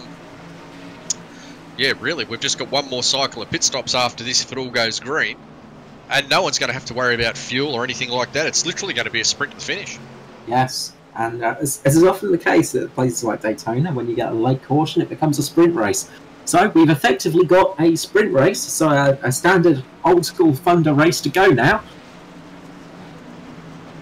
We do, but the other tasty thing for this is too, everyone's got fresh tyres, everyone's got fuel, they're all bunched up, everyone's together. It's let's go and start. One of the big problems, of course, if cautions breed cautions, and that can be the other issue. Everybody's going to be starting on slightly colder tyres, the track's changed, everybody's going to be quite racy, so let's hopefully get a green flag for the rest of the race. Well, pace cars come down, they're now under the control of Carroll-Walden, and away we go. He's taken off. Obviously they're all following fairly close, but yeah, this is where it could get interesting. Yeah, it looks like Carroll-Walden got a good start there. We've got a few people further back just falling into their own little packs. But it's worked out really well for people like Ben Doherty. But just a little bit further behind, James Foster has formed up a nice little pack with Matty Clute and is really gaining on these front runners. Well, the other thing to think of too, which of these teams and guys have got each other teed up to work together in the draft, right? Before this all started, you'd find some of these teams would have been talking and worked out who's going to help who at various points of the race. Obviously, the last round of pit stops over, final sprint, no one's going to help anyone apart from your own teammate. But right now, though, I'm just having a bit of a look, and yeah, there's a couple of guys seem to be hung out to dry on the top line there a bit. They've all got cold tyres and full fuel, so the cars will be a little bit of a handful. Track temps drop down a couple more degrees, 25, so the grip levels won't quite be there. But I'm seeing a couple of the Riley Curtis guys, like Dave Douglas and I think Edward Foster, hung out on the top line, yeah. Yeah, they've been hung out to dry there for sure, and Ben Doherty's just sitting beside Foster at the moment. Dave Douglas looks to be really trying to get into the main pack. He's trying to squeeze a car into a space that isn't there, but he's not forcing it too much. But the outside line is just starting to catch up again, and they've just started getting a little bit better speed as these tyres start to come up to temperature, and they'll have that little bit of extra grip. And it looks like a few of these guys are getting a bit of a wobble up there too on the low line. Yeah, it looks like everybody's starting to struggle a little bit for grip, and Dave Douglas is actually starting to push forwards with the help of one of the Middle Finger Racing drivers and Edward Foster. They're really starting to climb their way up the field. That's Matthew Clute. Yeah, so fantastic job for those, and it's really helped him out. So that's Dave Douglas, Edward Foster and Matt Clute. And they've got Ben Doherty pulling in behind them now too, so he'll slowly start to draw up on them. And if they can get a bit of a line going here, they might be able to actually push ahead. It looks like the high line's working a little bit better than the low line at the moment. And Josh Michelmore's actually jumped out in front of Foster and gotten into the high line, and is using it to his advantage. There you go, he obviously feels he's got the pace to push ahead, and Dave Douglas is going with him, obviously. Yeah, it does look like everybody's... Oh, yes, he wants to lead this race. He wants to break the air for everyone. Look at him, back down in front of Carroll-Walden, and he just left Dave Douglas there. Just leading out to dry, but he's come back to the high line already, and it does look like the high line is working slightly better than the low line at the moment. Everybody's got a bit of a wobble on at the moment, though. They're really struggling for grip at the moment. Yeah, the low line will stay the quickest, Carl. That won't change, especially coming into the tri-oval or off the turns. As you just saw, Michelmore just lost a fair bit of pace then, and I think you'll find that Douglas probably had to check up a little bit not to hit him. Yeah, good driving by Douglas to not hit him. We've got Tony... we've got Jason Martin really pushing well at the bottom line now. He's really pushing Joshua Carroll-Walden along. And Danny G's in there behind Martin, so Sadler in behind Danny G. So on the straights, you can get the outside line to work quite well, but as soon as you hit the tri-oval or the turns, it starts to drop off, obviously, because they've got a greater distance to travel, obviously. But as their tyres start to warm up, that low line is going to start working better for everybody. I think just on that restart, everybody was caught off a little bit just how slippery the low line was. So the high line is working quite well, and Dave Douglas is actually pushing out Michelmore in front and really gaining some positions.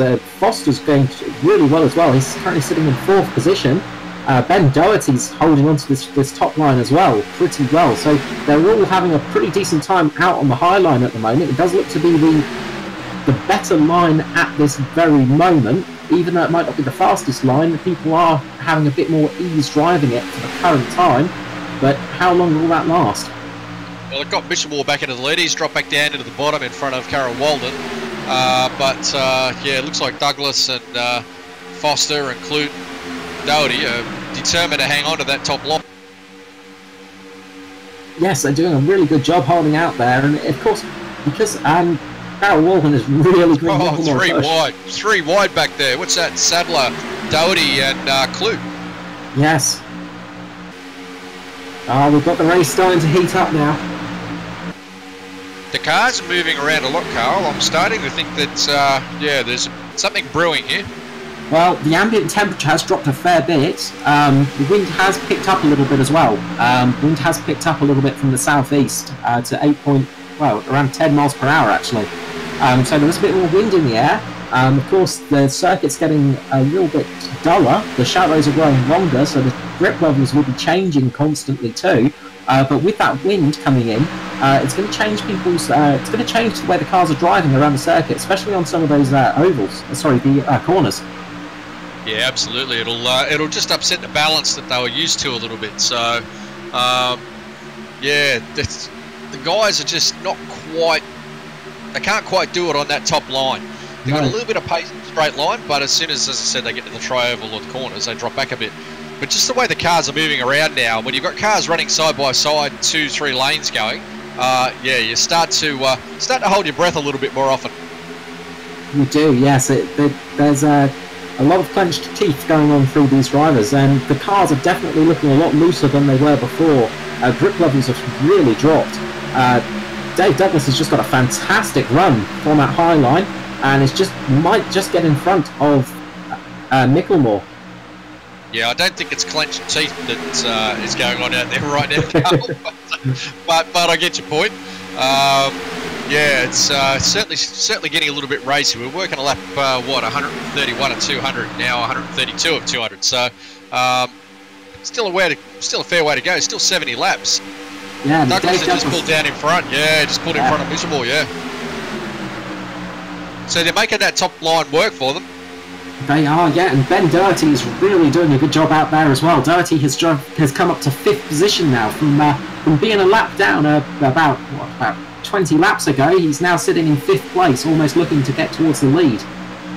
Yeah, he played it very smart there, just riding along and just got taken along with him for the ride, didn't he? He did a fantastic drive so far by Doherty. He's been really driving well.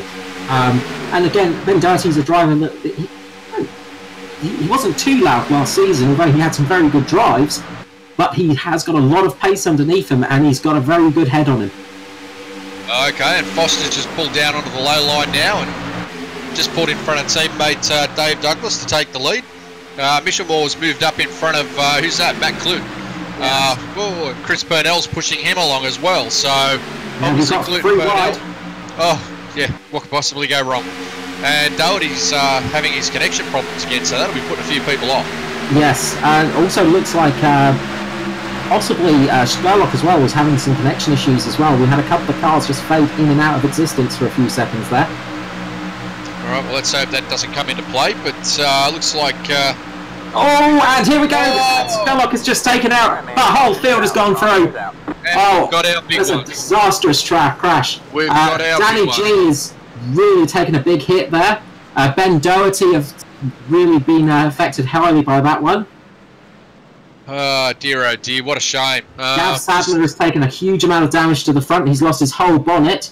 So Gavin Sadler's had a big bit of damage there. A lot of people took a big hit there. Joshua Carroll-Walden as well took a big hit to the front. So pretty much everyone from 4th onwards was okay, but anyone else below that was really into a lot of trouble. Just trying to go back now and have a look and see what actually caused that. It looks to me Chris Purnell was up behind Clute.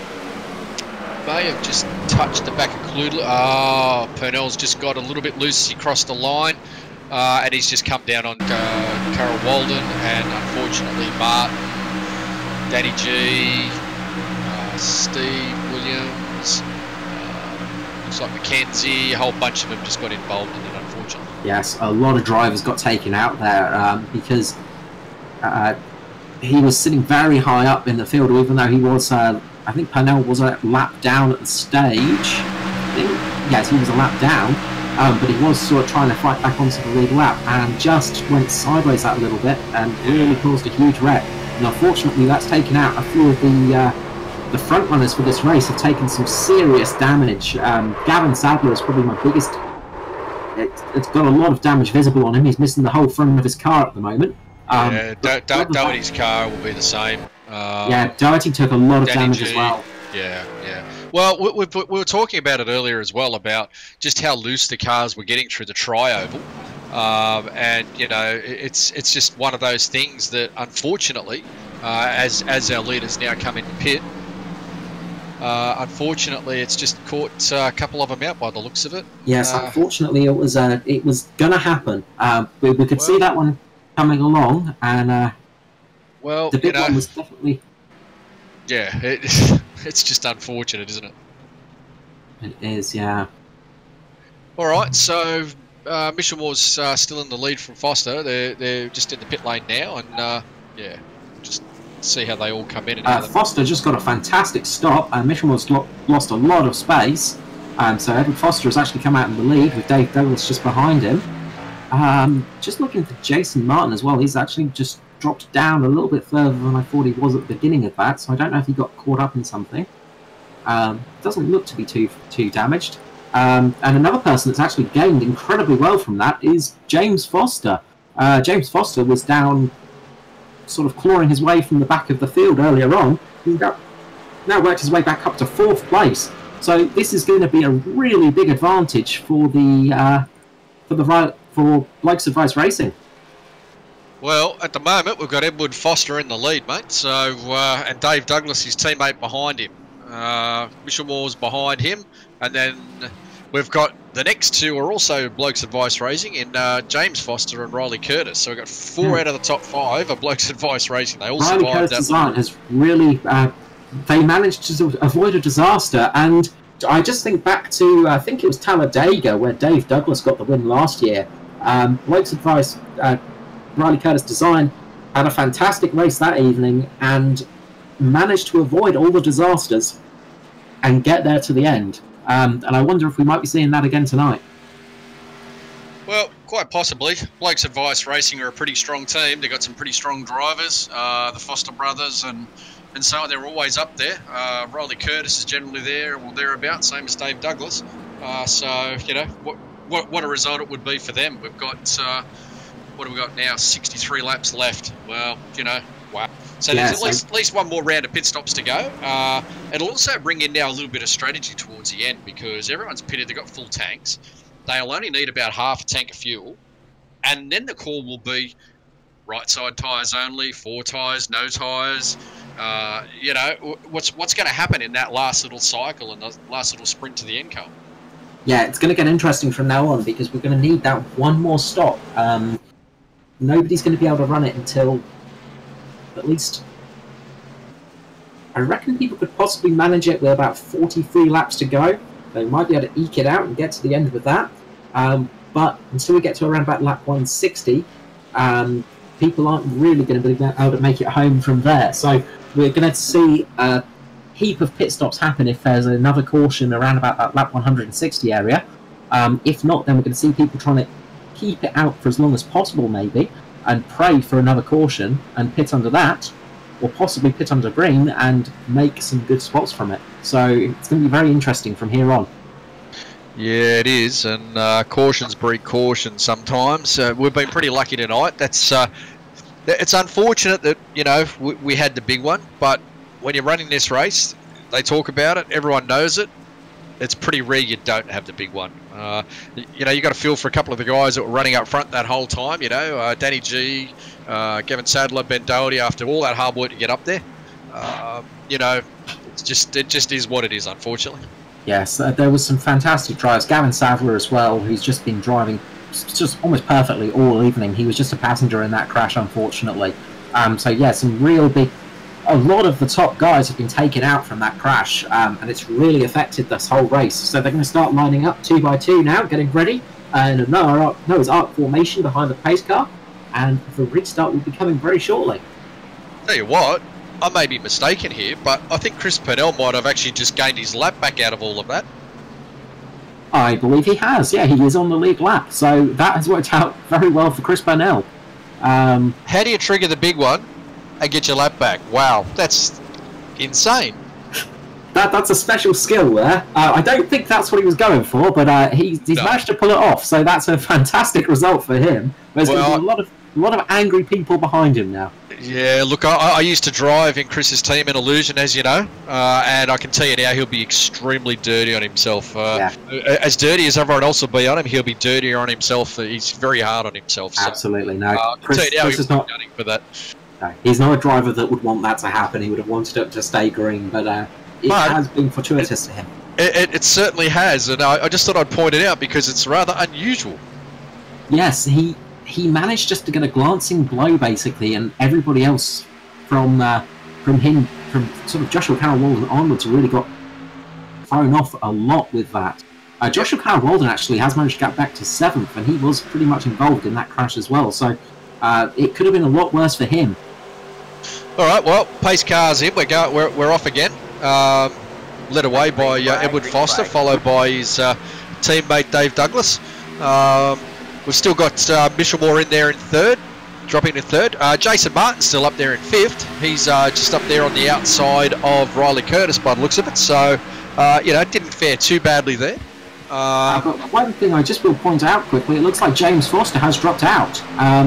It seems he's dropped off my timing screens and I can't seem to find him anywhere, so that is a big loss for Riley Curtis Design, Blake's Advice Racing. Alright, we'll keep an eye on that, but at the moment, looks like everyone's closing up very tight in behind Edward Foster right now. Whether they'll settle down for a little while, that remains to be seen. We've working lap 139 and 200 right now, so we've still got a ways to go, but yeah, it seems as though people are starting to get those designs on where they want to be and what position they want to be in, and start moving around a little bit. Yes, and people will be hoping that this set of tyres works out better for them than the last set, of course, because they were really struggling for grip, it seems, last time round. So maybe we'll see people being a little bit more cautious this run, just building the cars up a little bit, getting the heat into the tyres before they start really pushing for the advantage. Yeah, it looks like Carroll-Walden's got a little bit of a speed problem with the damage. Just dropping off the back of those guys already. I think he's already starting to drop off the back of Williams, so be interesting to see how he goes there. So yeah, he's fallen back to the grasp of Roger Clark, who has managed to make his way up. Actually, Roger Clark's been having a bit of a stealth race on us. He's managed to make 14 positions now, along with Darren McKenzie.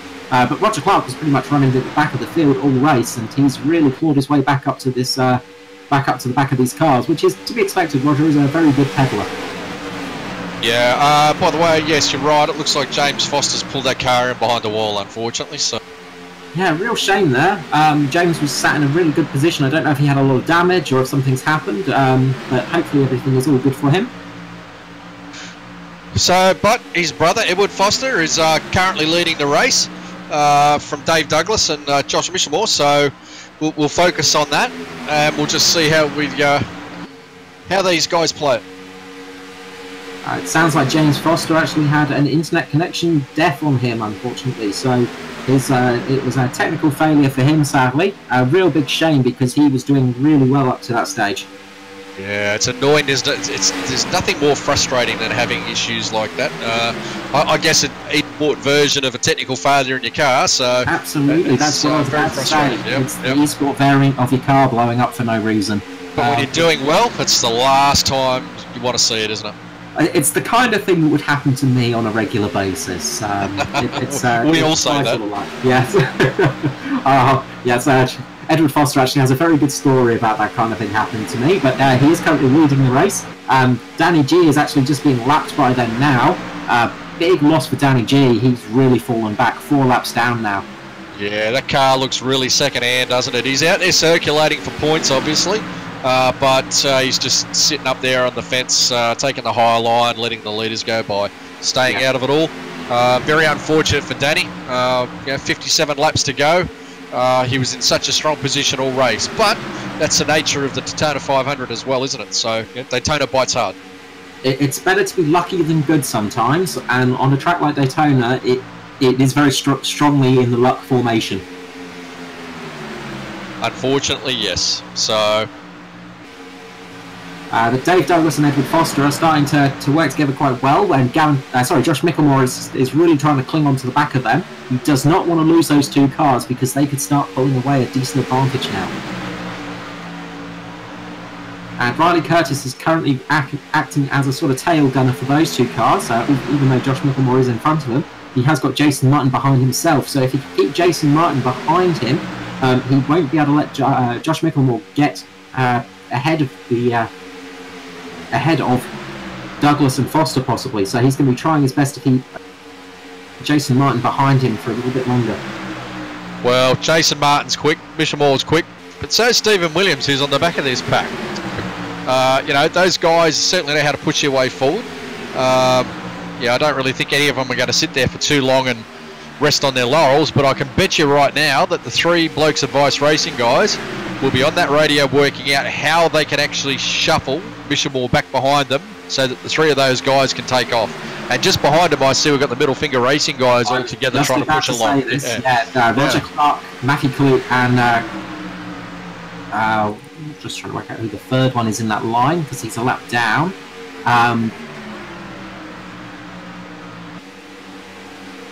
Trying to work that, but those 3 cars are working together very well, pushing Roger Clark right up to the back of the pack, so they're catching very quickly. And if the high line works for them, they might be able to get ahead of a few of these cars. Well, Matty Clute's in there as well, so he's trying to get his spot back as well. That's it. That's who I was trying to work out who it was, so thank you for that.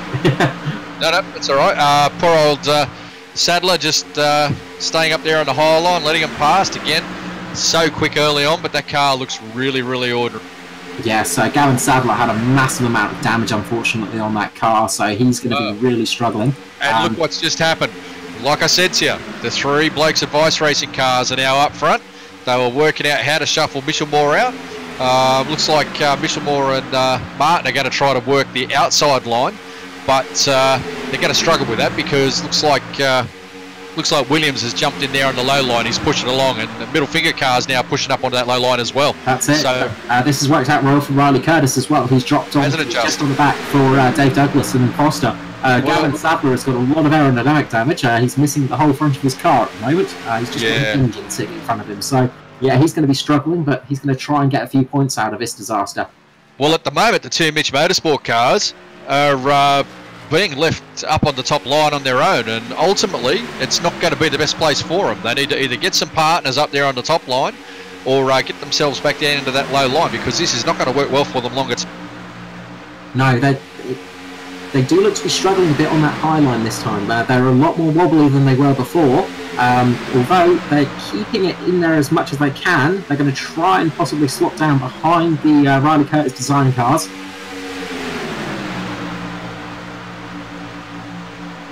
Just as Stephen Williams is just dropping back a tiny amount, just leaving a little bit of gap in there. So it might just be sort of that kind of gap that Michelmore might just want to try and slip himself into, but it looks like they're going to drop behind. They're going to have to drop in behind because Williams is ranging up now on the back of Riley Curtis. Yeah, they've really been left in the dirt, so yeah, that's really affected them. But coming up behind is a couple of the Illusion Motorsport cars. They're just working their way up past Joshua Carroll-Walden at the moment, and with one of the middle finger. Oh, and there's a big crash again. One of the Illusion cars has hit a middle finger racing car and gone around, and we've got another caution. What's happened here? So, looks like trying to go through now. So it looks like Chris Purnell was went around. Looks like he caught one of the middle finger racing cars and was spun up on the high line. So Purnell's gone around again. I think it might have been Norman Clark he had a little bit of a run into. But we'll have to go back and have a look at that one. Just trying to get back now to see what's happened. This has brought the pace car out for lap 149, so unless somebody has got something incredibly special up their sleeve, I don't think anyone can make it home from here. Oh no, it looks like Chris's teammate, Michael Skurlock, may have just tried to give him a bit of a push. Purnell has got into the back of Clue, and around they've all gone. Oh, that's a bit of a shame. They were trying to bump draft by the looks of it. Give each other a bit of a push along, and it's all gone wrong. Yeah, they were catching incredibly quickly on the pack up front, so I reckon they were trying to get up there to help their teammate, Stephen Williams. But unfortunately, it has not paid off for them at all, and has led to another caution. Yeah, and Norman Clark's taken a huge hit there as well. He's hit Purnell as Purnell's come back down the track at the back end of that. So, no, they were doing what they had to do, and it's all just gone wrong, unfortunately. And everybody jumping into the pit lane again. That they are. They still won't make it home, though. So. No. And it looks like we have got Riley Curtis actually had a fantastic stop. Michelmore's just jumped out ahead of him. Well, it looks like Riley Curtis. The pit lane exit. Yeah, Riley Curtis looked to have just lifted off, and Michelmore just got straight past him there. That'll be interesting. Yeah, possibly fuel only for Riley Curtis there. But yeah, that was a strange one there. I'm trying to figure out what happened there just in the exit, because Riley Curtis did have the advantage going out of the pit lane, but maybe he just wanted to drop back to be with his teammates.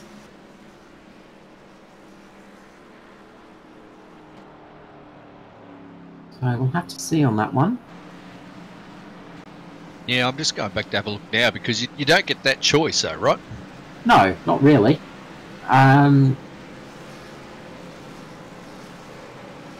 It did look like Curtis had the advantage when he left the pit lane, so I'm not too sure on that one. No, me either.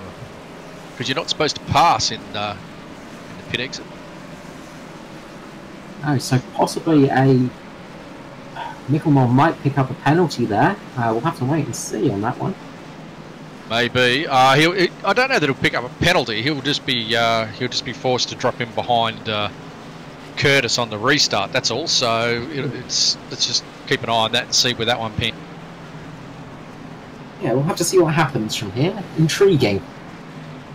Something to add a little bit more interest to the race. Just because we need a little bit more now because everything's happening.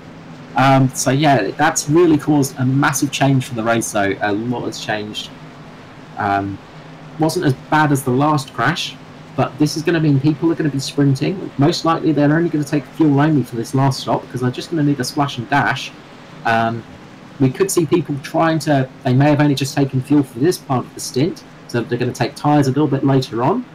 Maybe they're going to take fuel only for this part and then they've taken tyres this time round and they'll take fuel next time round. So we could see some interesting strategies play out from now on. Well, tyre wear doesn't seem to be a huge issue for these guys. The cars don't seem to be playing up too much. Look, ambient's come down to 22.5, track temp's come down to 23.9, so it's dropped substantially since the start of the race, nearly 10 degrees as a matter of fact. And it's getting a little bit more shadowy and darker out there. I don't know. I don't think you... Don't be surprised to see someone just take a splash at the end and no tyres. Someone will roll the dice. Yeah. There will be maybe all of them. Yes. But it will be an interesting part to see now. See who can actually manage to lean out their car. Just take that little bit longer, maybe see if they can save a bit more fuel. Well, there's a lot of different ways this could go. So, personally, I probably would have taken tyres now and fuel, because you weren't going to really lose too much apart from a few spots in track position. I would have taken fuel, 4 tyres, and just gone for the splash and dash at the end. That's just me. And personally, I would have done the same, because it doesn't make sense. If the rest of this race runs green, you're going to need to make you're probably going to need to change tyres as well. You might need to change tyres on that last stop, and that's going to mean you're going to lose more positions. So a splash and dash is the best way to go. Well, either way, you're going to need fuel. That's it. You're definitely going to need fuel. Why not take tyres out of the equation and just roll that dice on a final 10-lap run in a draft with slightly older tyres? I don't know. Maybe the tyres aren't lasting, or maybe by the time they get into the 40-lap mark, they're shagged. I don't know. I suppose we'll find out when we talk to the winner post race. But yeah, I don't know. I'm curious to understand why some of them just took fuel and no tyres. That's all. Yes, it's you know, it's a bit of a. It could work in their favour, of course, because if there is another yellow, then it could really help them out. Because, well, who knows? That's the thing. We're sort of in the position where we need to be a fortune teller. But the lights have gone out on the pace car. Well, here's another one for you. Maybe some of them are just going to do a 10 or 15 lap run, come in, 4 tyres and fuel, and then run to the end, while some of the others have to come in and roll the dice on having that pace at the end. Yes. That is another big thing, because having those fresher tyres may make a big advantage for you coming to those. Maybe that's why some just took on fuel now, just to go that little bit further, get themselves into that window. They can take 4 tyres and fuel to the end under green and go. Anyway, we won't know the winning strategy until the winner comes up into the pit, into the commentary box. No. So we've just come up with about half a dozen different ways to do this. So pace car's rolling off now. Michelmore's leading him away from Curtis, and we're away again. So 48 laps remaining. So here we go again. So hopefully we can get some nice green flag running right now. So Foster is just blocking his way. He's keeping between Jason Martin and Michelmore, while Riley Curtis and Dave Douglas are sitting on the outside line, trying to push past him at the moment. Relatively very clean restart there, which is good, what we want to see. But now we get into the final parts of this race. Let's see who has the right strategy. Well, they're all bunched up. They're all going to get racy. They know there's only 47 laps to go. There's going to be a pit stop for fuel at the very least, sometime in the next 40-odd laps. Yeah, looks like they're pretty intent on keeping 2 lines running here as well. Yes, which kind of makes sense, because you want to have those 2 lines for the finish, of course, because if you can work on 2 lines at the finish, you might have a chance to pass the leader. Well, Douglas is pushing Curtis along there to keep him in front of Michelmore, but Michelmore's actually got quite a bit of speed down there on the low line right now by the looks of it. He does, yes. Foster's not pressing the advantage. He is managing to keep Jason Martin behind him, though, which is what he would like to do. Darren McKenzie, I think it is actually getting a pretty decent run as well. He's climbing his way up and he's actually just cut almost past Martin himself. So a good run from Darren McKenzie. Yeah, McKenzie's come back well. He dropped out of it there for a while, but he's up into 6th now. He's 17th place there to where he started, which isn't a bad little effort, is it? No, not bad at all. Some big winners there were, of course, Riley Curtis as well. He's made up some really good positions with all of those accidents and has really started climbing his way up the field. But Darren McKenzie has sort of been a little bit, I'd like to say, off the pace, but he's not really been anywhere for a while, but he's now really started showing his hand.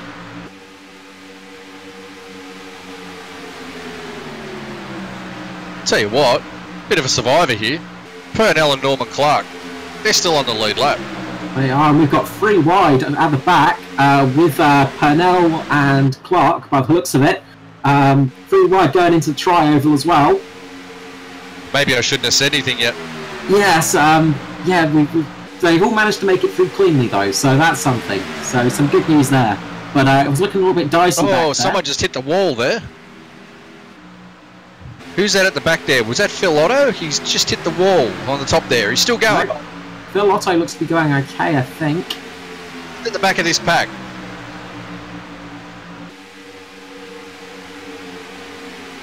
I missed out on that one. Yeah, pretty sure it's Phil Otto. Yeah, it is. Yeah, car 1. Yeah, he just got up there and just hit the wall there. So, anyway, he's still going. No, that's fine. Yeah. I just saw all the sparks flying. Yeah, Phil Otto's had a bit of a troublesome night tonight, poor guy. He was actually running really well at the early stages of this race, but he's pretty much lost at the moment, 5 laps down. So he's not had a bad car underneath him, but he's had a lot of bad luck tonight. Well, right now I'm just watching Steve Williams. He's trying to make a move on Martin, but he's just dropped back in behind now, just in front of, I think it's Darren McKenzie. So Williams is looking pretty racy there at the moment as well. Yes, and Michelmore's just stuck to the back of Douglas and Riley Curtis. And there's a little bit of a gap showing between Michelmore and Foster now. There's about a car's length between them, but he's still keeping Martin behind him, Edward Foster. So this might be part of their idea, the Riley Curtis design team, just trying to break up those teammates a little bit. Could well be, but I'm sure Michelmore would be wishing that right behind him was Martin and not Foster. That's it. They've sort of got their cars well placed for the moment, because Michelmore is kind of stuck in 3rd place, while Jason Martin is stuck back in 5th place behind Foster. So it will be interesting to see how this goes for the rest of the race. And we're starting to get into the stages where you can run pretty much to the end now. So anytime, if we see a yellow anytime now onwards, I expect to see everybody darting into the pit lane quite quickly. Yeah, we're getting in range now where, you know, full fuel and tyres and you don't need to stop again. You can run home. But if there's no caution, this is where the strategy is going to play out. And the frustrating thing for a few of them here is they might feel like they've got the pace, but you can't pull out of this draft on your own. You just get left behind. And you kind of just got to sit there to a degree and wait for an opportunity to arise to a point. Yes, that's it. And I do wonder who's going to blink first in this whole position, because that will be interesting to see as well. Maybe Riley Curtis will just try and run a little bit closer to the line on some of the corners to try and lure people into the pits, making others think that he's stopping a bit earlier than he is, just trying to break them out of this line of cars. But we've got them running pretty much in single file at the moment. Well, while Curtis has got Douglas on his tail, he's actually pretty much in prime position. We saw the Mitch Motorsports cars run for the best part of 120 laps like that, remember? And, you know, they can just sit there and just keep really controlling the race from... Yeah, they've got a fantastic position, and as I said, with Edward Foster working as the tail gunner at the moment, breaking Jason Martin up from his teammate Josh Michelmore, the Riley Curtis design team are looking to be in the driver's seat. Well, just watching a little bit of bump draft to go on behind them, I just saw Darren McKenzie just trying to bump draft Stephen Williams just a little bit on the back straight there before. So it looks like a few of them are trying to work together to try to create something, but it's going to be difficult at this point. It is, but we do have Roger Clark and Matthew Clute working together quite well. They're again trying to get each other back up into the main pack. They've got a little bit of clean air at the moment, but they're starting to gain on the rest of this pack. Yep, and they'll drop on the back of it, make it a, what, a 2, 4, 6, 8, 10 car pack. They're pulling up quite quickly, actually. Yeah, they're really gaining. So this pack is starting to close up quite quickly now. Will they drop into the back, or will they try and slingshot around? That's the next question I have. Yes. And who'll go up with them? Yeah, there you go. Look at that. Straight up over on the outside of Michael Skurlock. Yep, they're trying for that high line advantage, and they're going to see if they can. They did look like they had the pace earlier on. And who is that? It looks like Stevens is coming up. Yep, Stephen Williams, yep. Yeah, so Stephen Williams is up there with them. And his teammates just got up in front as well. So it looks like the Illusion and Middle Finger boys are going to try and work together to run an outside groove. But they're dropping back fairly quickly. They are, but as we've seen, you can gain time quite quickly. But one of the questions is with Illusion is they've been having trouble running together. They've been a lot of times when they've been running in sort of this close pack formation, they've been losing the car a bit. We've seen that with 2 cautions tonight. The Mitch Motorsport guys have just pulled up. Carl, sorry to cut you off. Look at this. They've just pulled up in front of the 2 Illusion cars. Yep, here we go. So this is where everyone's working together now, and everyone's... Oh, bit of lap traffic there. That was very close to taking Mackenzie out, I think. Yes. He just had to go up high, and he nearly got into the side of Williams. Yeah, that was just Norman Clark there. And I do wonder if he was trying to hold his line a little bit so he could drop into formation with the rest of his teteammates. He's going way too slow. Way too slow. Should have been up on the high line. But anyway, never mind. All's well that ends well. And looks like it's really working out. Yes, looks like it's working out for the low line at the moment. But Michelmore is definitely taking advantage. Yeah. And it won't be long until Michelmore starts to take the lead on some of these straights. He's really pulled up well. So it's a race between the 2 teams now. Well, Mitch Motorsports and Illusion guys seem to be working quite well there. The Middle Finger guys have dropped back a little bit, but the Blokes Advice Racing guys down the bottom need to close up a little bit and push on. So yeah, we'll see if they can do that. And it does look like they're starting to close. Foster is gaining on the back of Douglas, so they're going to start pushing each other by the looks of it. And we are starting to wind down. The laps are starting to wind down. We're on 165 of 200. We are. We've only got 35 or 36 to go, so... And we do need a pit stop between then, so the race is definitely not over. No, they can't make it. Well, I don't believe they can anyway, unless someone's got some sort of strategy here where they can stretch the fuel. Yeah. Yeah, with what we've seen though, I don't think they will. I think everybody's made 5 pit stops so far through this race. They have. But is that tyre or fuel dependent? That's my question. Yes, if it was tyre dependent, then they might be able to stretch us out a bit longer. Well, we're going to find out very shortly, aren't we? We are indeed, and it looks like Foster's struggling to catch up to the back of Dave Douglas, but Michelmore and Martin are really working well on that high line at the moment. They're making it work, with Stephen Williams just sat behind them. Yeah, Foster, I don't think he's had any damage tonight that I've seen, but he just seems to be struggling to hang on to the back of Douglas, doesn't he? He does, yeah. He dropped off quite a lot, but he doesn't seem to have been involved in any of the accidents. Maybe he didn't change tyres where everybody else did. Maybe that might be why he's starting to struggle a little bit. Maybe he's getting a bit of tyre wear, maybe he's putting a bit of gamble on. And we have got the first pit stop coming in. I believe it's Stephen Williams. Maybe it's not, sorry. One of the Illusion cars, I think, is... it's Michael Skurlock's gone in. He was a lap down anyway. Okay.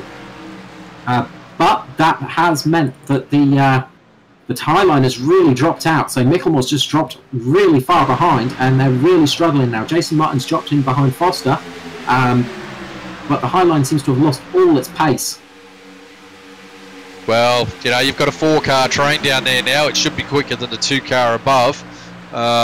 Interesting to see, though, that Michelmore is still persevering with it, and Martin dropped down and pretty much hung his own teammate out to dry from what I can tell, but Martin's going back up now in behind Williams, so maybe there was just a bit of a miscommunication there, who knows. So let's see how this plays out and see how the Blokes Advice Racing guys respond.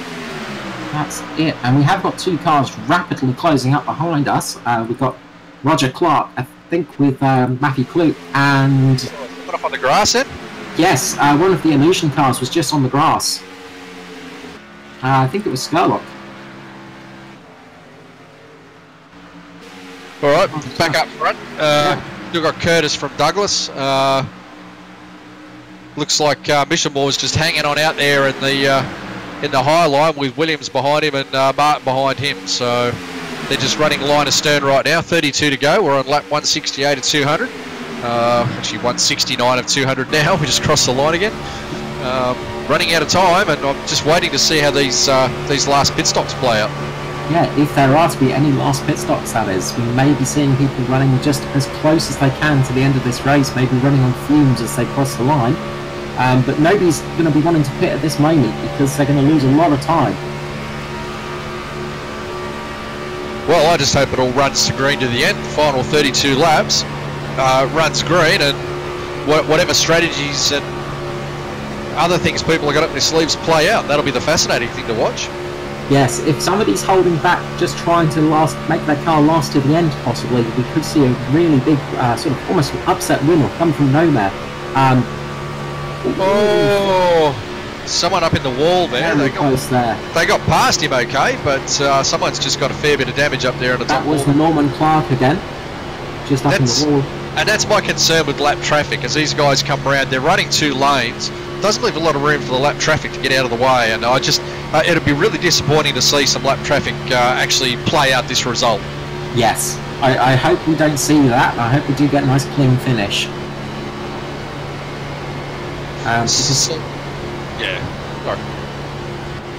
Yeah, because it would be a real shame to see this one end under yellow. Yeah, absolutely. I want to see this play out fair and square. Michelmore's not losing out on that high line, but he's not gaining really either. They're both lines seem to just be basically status quo, running the same pace at the moment. I'm still intrigued to see Foster still that far off the back of Douglas though. Yeah, he's given that, almost given a gap for somebody to slot in. It's almost leaving that gap, tempting Stephen Williams to drop in there. And if that happens, it might really affect Michelmore and Martin's race. But he's keeping on pace. He's just not able to hang on right at the back of Dave Douglas. He might be finding his groups better. He's obviously still got the draft, so I mean he's not dropping back. He's not losing time. Maybe he's just trying to lean the fuel out a little bit. Maybe he's just lifting off the throttle a tiny bit more than others. He's just trying to make it so the car does run to the end. He might be thinking about that. Well, we've got 28.5 laps to go, Carl, so we're all going to know very, very soon how this is going to play out. Those 2 middle finger cars are slowly but surely catching up on these guys. Roger Clark and Matthew Clute are closing in reasonably fast, and it'll be interesting to see which line they take here. Top line or bottom line? Which team are they going to align to? Yes, because it could be a real big boom to the team that they decide to hang on to the back of. Well, whichever line they get on is going to pick up some pace. It does look like they're favouring the low line at the moment, so we could see that the Riley Curtis design team pick up the advantage from middle finger racing here, but it's going to be interesting to see what happens.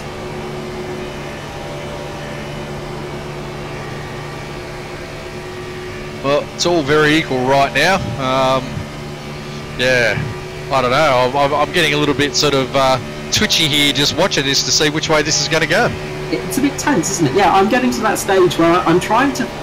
It's beginning to get hard to talk about the race because I'm so intrigued on how it's playing out. It's really turned into a fascinating race now, and it's this kind of racing where it's... well, we're coming up on a couple of lapped cars. Will that make a difference? No, we have got cleanly past.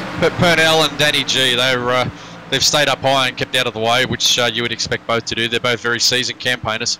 Yes, but yeah, it's getting to that stage where it's just you're starting to get a little bit jumpy on the legs. You're holding your breath with every lap, and I do wonder if everybody's going to be able to make it to the end here because they really don't look like they want to come into the pit lane.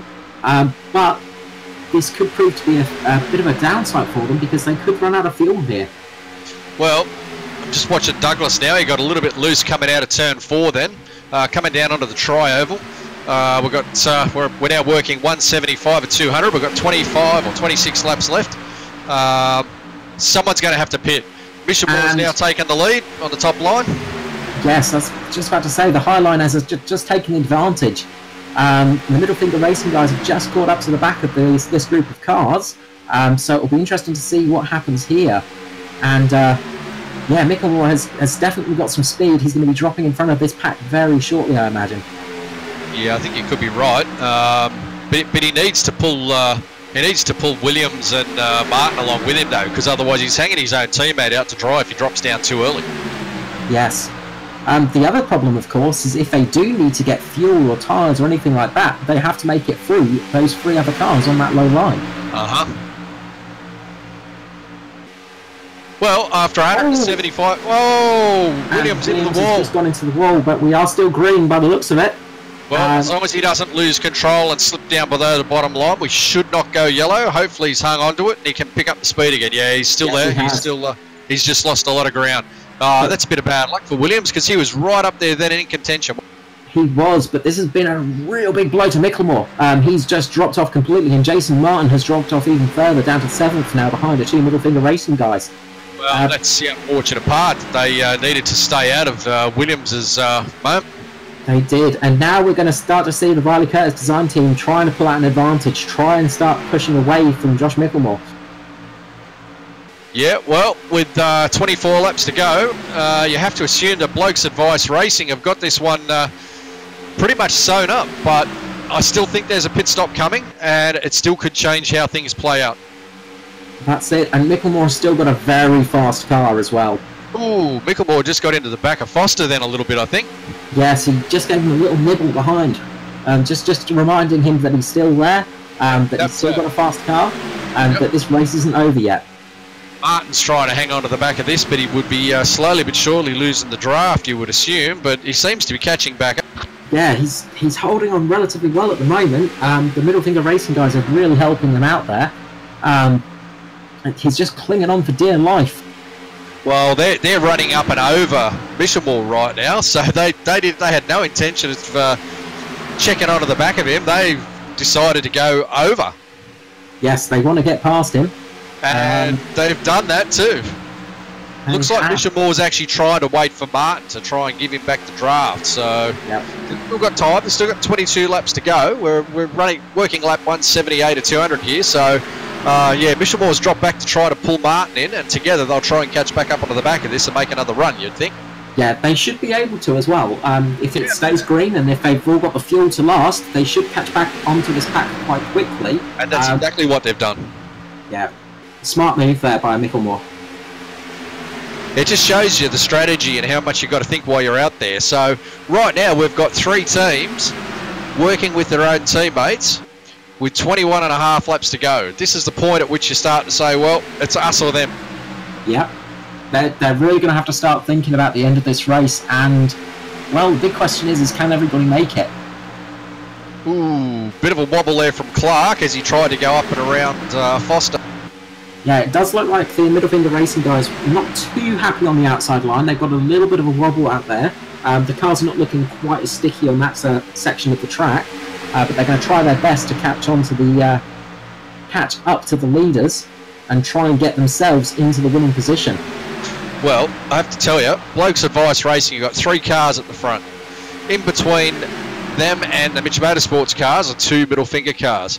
I know which position I'd rather be in right now, because if Roger Clark or Matt Clute from Middle Finger make one little mistake here trying to get past the Blokes Advice Racing team, the 2 behind them are going to go with them. Yes, it's going to be very easy to wipe out the 2 behind them. Yep. Riley Curtis is in a fantastic position at the moment, along with Dave Douglas. So I don't think they're going to fight each other. No. That's it. I'd probably say the person at the most danger at the moment is probably Edward Foster, because I think the Middle Finger Racing guys are going to start trying to race him, and that could be the point where one of them spins and just catches the rear end of his car. Well, they're going to have to start getting aggressive soon. There's 20 laps to go. We're working 181 out of 200. It's getting down to the last hurrah here, and yeah, someone's going to have to start attacking someone soon, or they're just going to finish as they are now. Yep, we are running out of laps very quickly. And as the lap counter goes down, we'll just run over just quickly some of the people that we've lost this evening from incidents. So, way back Ricky Cornwall didn't make the start, unfortunately. Jackson Callow and Aaron Dillon had the first incident, but didn't bring out the yellows. Nicholas Walsh and Nicholas Sheils had some unfortunate accidents on the track. We lost to James Foster due to internet trouble. Ben Doherty looks to have pulled out the race along with Gavin Sadler. I don't know if they're still running somewhere behind, but they they had some very big misfortune, unfortunately. Those cars were running very well. And yeah, no, Sadler and Doherty put the cars behind the wall. Yep. Yeah. And it looks like maybe Danny G is our last driver on track at the moment, by the looks of it. Norman Clark is still sitting in the pit lane, but Danny G is the last of our running cars. Well, Blokes Advice Racing at the moment. 18 laps to go. We're on lap 183 at 200. They're not going to fight each other, but they're certainly going to have to fight Roger Clark and Matthew Clute of Middlefinger Racing, and maybe even Michelmore and Martin from Mitch Motorsport. Looks like they're having a crack at Clute right now, those two. So, yeah. Yeah, Ryder Curtis Design is really starting out the season strong by the looks of it. Of course, it can all change in a blink of an eye, Yep. but if they start out the season with a top 3 finish, they're going to be pretty happy. Yep, Blokes Advice Racing, that is, yep. Yes, and they're really sitting in a very strong spot, and we are starting to come up to some more lap traffic. Looks like Danny G and Skerlock. I'm trying to see the car number. This is always the hard part. This is where we need stronger glasses. Oh, and Danny G has just held the low line a bit. Hasn't he just? And I wonder if he wouldn't be playing team games because he's 2 teammates, surely. maybe just a little bit there, just a little, Right, just put them off a little bit. Just a little bit of trying to put them off, trying to break up the line a bit, because it has dropped them back a tiny bit. And of course, this is a team sport at the end of the day. Yeah, well, There'll be a few choice words, I'm sure, but it's a team sport. there's still 3 Blokes Advice Racing cars at the front. That's all that matters. So it didn't have the didn't have any impact, and that's good. So don't want to see lap cars getting in the way of it. But anyway, so hopefully we should be pretty clear until the end now with lapped cars. There's not many more out on the track. It's not looking like any of these guys have got anything for anybody else. They're just kind of holding station. So I wonder if they're just seeing if anybody's going to blink for that pit stop, or if they're just holding back as much as they can, so they've got a little bit of extra fuel for that last lap. well, you don't want to leave it too long, because as they cross the line now, there's 15 laps to go. We're on lap 186 200. They don't have a lot of laps left. No, it is starting to. The daylight is running out, and so are the laps. I mean, it's only the last lap that you need to be there on, but the point is that if you're going to start making some moves, you want to start putting yourself into that position. Yes, you need to start making positions sort of before the end. You can't sit way back there. You know, Jason Martin, for instance, right now is not looking like he's in a good position to snatch this victory. But if he started climbing up with Michelmore, then they might be in a position to actually close the gap and get themselves into a position where they could possibly take the win. But of course, they need to start doing that.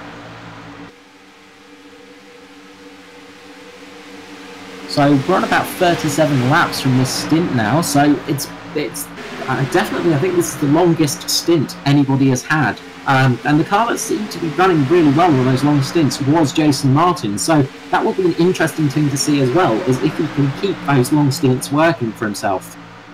Yep, well, I'm just having a look here now at the timing sheets, and all of the leaders pitted 38 laps ago. Except for Matt Clute. He's got the freshest car under him. He pitted 2 laps later, so... Could be interesting though. Matt Clute could be in a position here where he's actually got the advantage. He might be able to just stick it out to the end, whereas everybody else might just need to get that little bit of extra gas to get across the line. Don't know, but we're working lap 188 of 200. God, I'm having trouble talking tonight. We've got 12 and a half laps to go.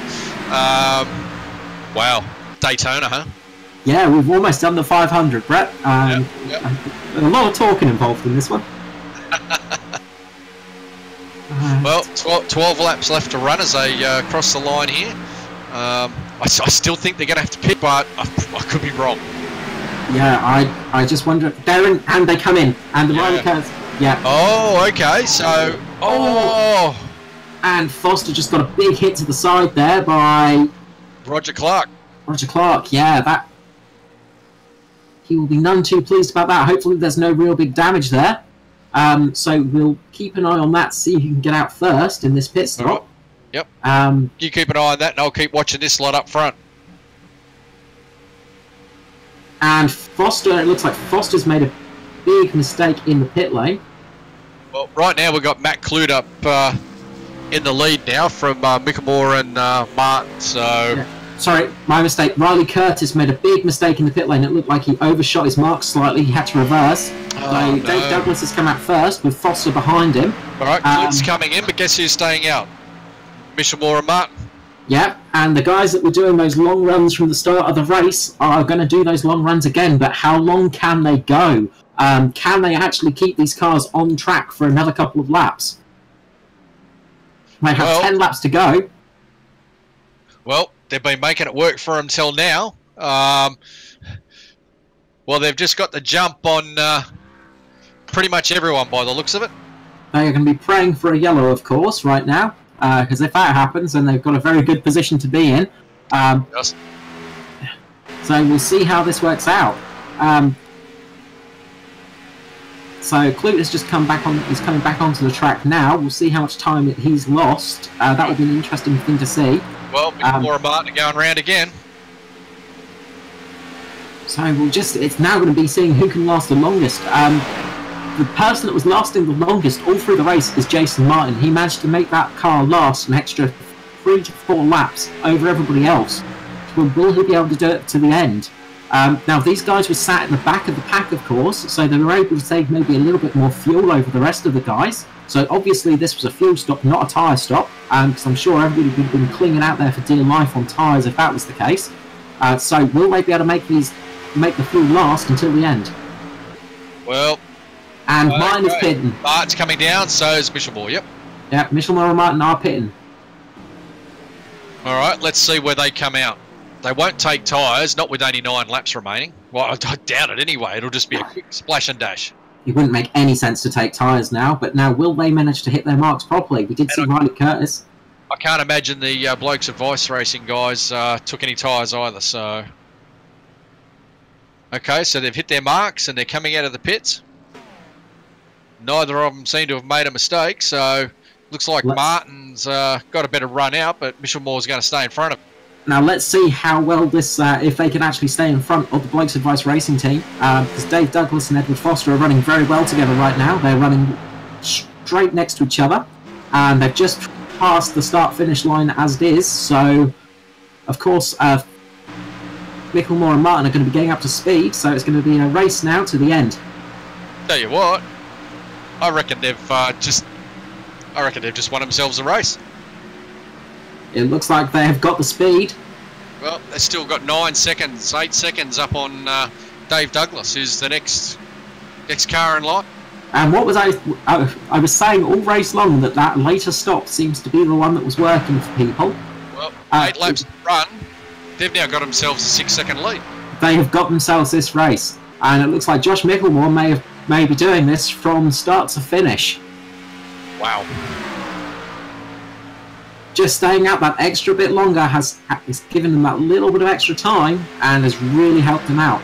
I can't see... There's a pretty decent line of trains go... A pretty decent line of cars going from Dave Douglas down to Roger Clark. So they're going to be trying to push themselves as much as they can to catch up to Michelmore and Martin, but I don't think they can do it in this time. They've got 5 seconds to go. 5.5 seconds. I don't think it's going to happen. I don't think they're going to gain over 5 seconds. Sorry, over a second a lap. No. No, I think we. Well, I don't think they're going to fight each other at the end either. I would imagine they'll just cross the line as they are. However, I don't know. Maybe the team's got some agreement where they'll fight it out over the last 5 laps or something. Who knows? But I highly. I doubt it myself because, well, you're not going to get the win from here, but you're sort of going to be able to score some decent championship points. So there's no point fighting too hard.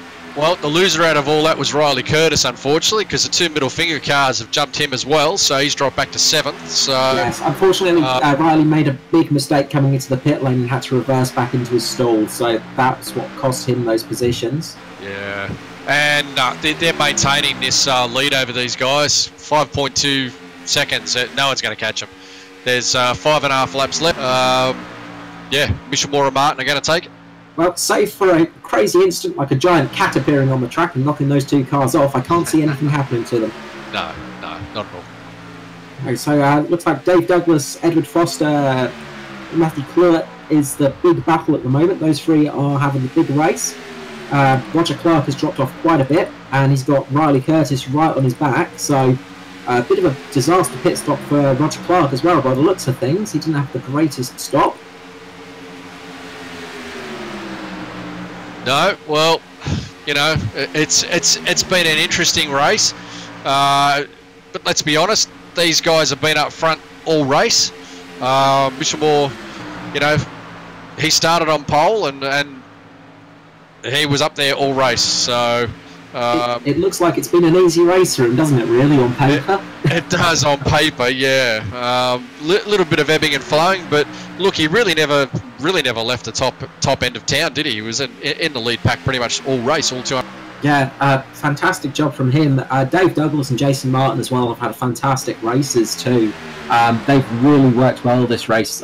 Dave Douglas started down at 10th and was pretty much sitting in 10th for the whole race.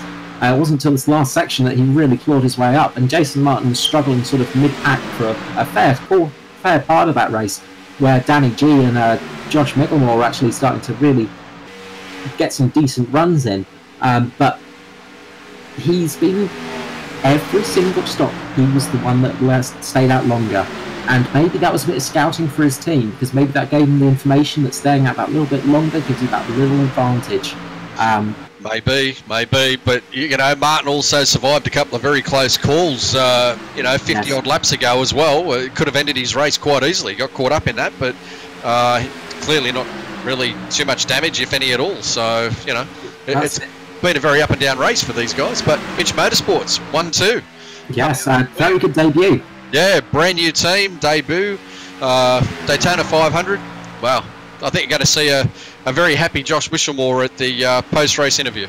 Yeah, I can't imagine he's going to be too disappointed with this result. No, I don't think so. He'll be pretty happy with that. And honestly, I think Jason Martin's going to be pretty chuffed as well, because he's had a very good race today. And as you said, he's avoided some very big incidents. Yeah, he has. The guy that should feel disappointed and hard done by today is Danny G out of the team, because obviously he was up there as well. But anyway, unfortunately, that's Daytona and that's oval racing, and that's the way it goes. So that's motorsport. Yep. That's it. And well, Edward Foster's had a pretty uneventful race as well on paper. Really, he's lost one position because he did start third, but again finishing fourth. I don't think he's going to be too upset about that. Talking to him before the race, he was half expecting to not finish the race. So hopefully he gets across the line and keeps in fourth place. Well, good solid points for these guys that have managed to stay up there in the top 10. You know, you got to think of the championship. It's 22 rounds or something now, 19 till the chase. But tonight's story is all about Mitch Motorsports. One lap to go. Matthew Clute has actually got a decent run on Foster and is getting past him. He's getting a good push from one of the Illusion boys. And it looks like he's going to try and get himself up into third position. He's running the high line at the moment. So, yes, it looks like Matthew Clute has actually managed to get in front of both of the Riley Curtis Design Blokes Advice Racing Team cars there. So, yeah, just as we were saying things had settled down, all of a sudden they haven't.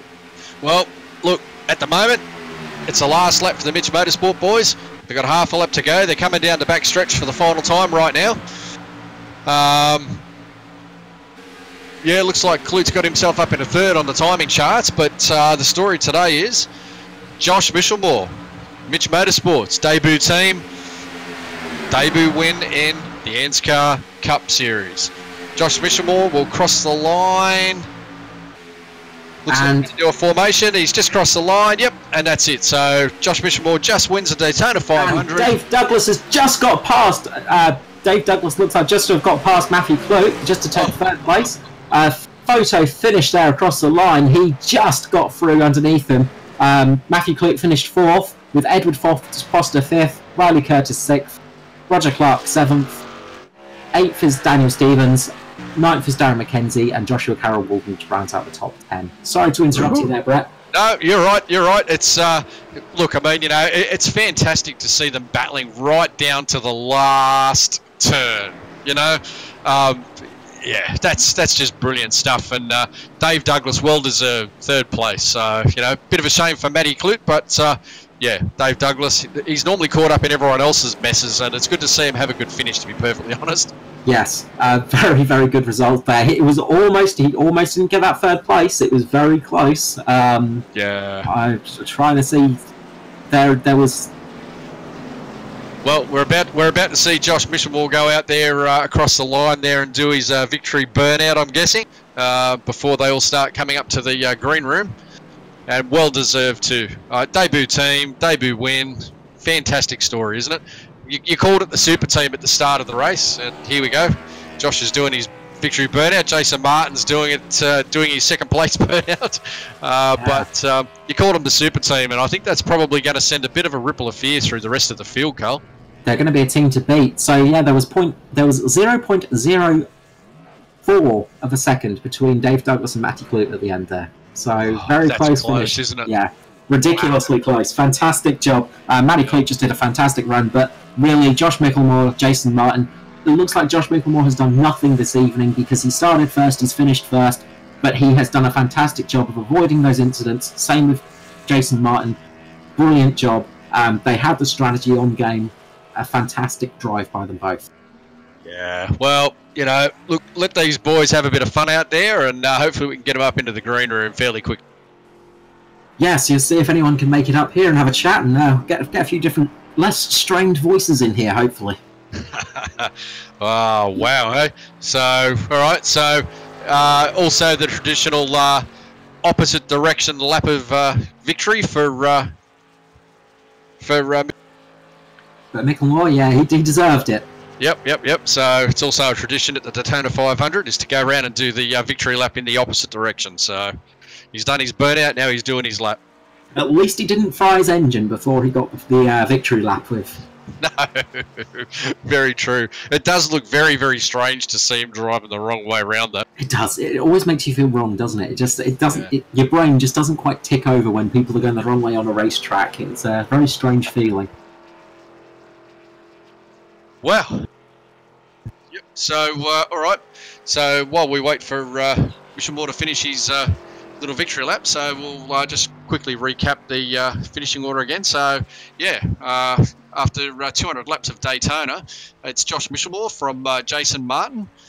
Dave Douglas, fine third, just pipped Matt Clute.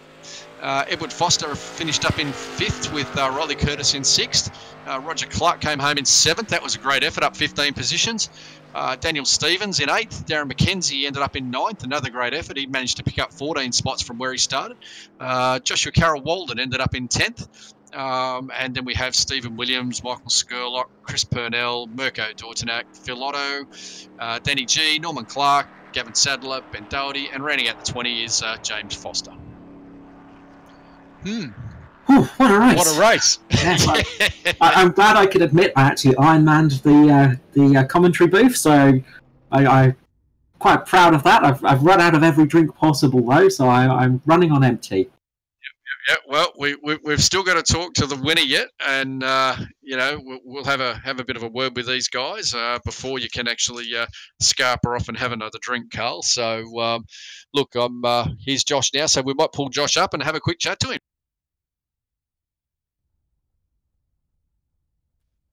Josh Michelmore, Brett Douglas from Performance E-Streaming. How are you? How you going, Brett? Yeah, pretty good. Pretty good. Yeah, I imagine you've got a smile that isn't going to disappear anytime soon, right now. Yeah, no, it was a pretty good week this week.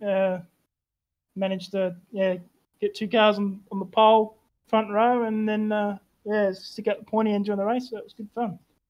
Look, a fantastic race. You guys were up there the whole time. Felt a bit sorry for Danny G in the end. He got caught up in a bit of bad luck, but debut for the team, Mitch Motorsports, Daytona 500 in the ANZCAR Cup Series, Daytona 500 winner, plus second place with Jason Martin. Does it get any better than this? Yeah, no, brand new team's a really good start for the team and stuff, and yeah, we're all pretty excited at the start, and then come out with some decent results in both qualifying and race. Yeah, it's really good to see. So, looking good. Look, I was only saying a couple of minutes ago while you were doing your opposite victory lap, this is probably going to send ripples of fear through the rest of the field. I'm guessing that also puts a little bit more of a smile on your face, does it? Yeah, no, it's all good fun. Yeah. Look, so you guys had a strategy going into it. You seem to be able to run a lap or two longer than everybody else. Is that a fair call? First 100 laps or so, I was actually short about a lap each run because I was running mainly up the front and using more fuel. Yep. But yeah, coming back in the last half, sort of trying to save a bit and then, see what I can do at the end for strategy as well. So sort of worked out. Yeah, because in the first half there, Jason seemed to be able to run a lap or so longer than everybody, and he just slowly, quietly worked his way up. He was kind of nowhere in the early stages, but, the back half of the race, yeah, he was right there, and you guys seemed very, very strong. Yeah, Jace actually had an extra 3 laps in his car, but sort of came down with us just to sort of help us all out sort of thing. But, yeah, he's managed to save an extra couple of laps just from, 3/4 throttle and all that sort of thing through the corners. So. Yeah, we're watching you guys just play out a bit of teamwork late in the race there. I think it was just after the last pit stop where you actually dropped back a little bit to help Jason catch back up to the end of the pack. I guess you guys had a pretty good idea then that you had the pace on everybody.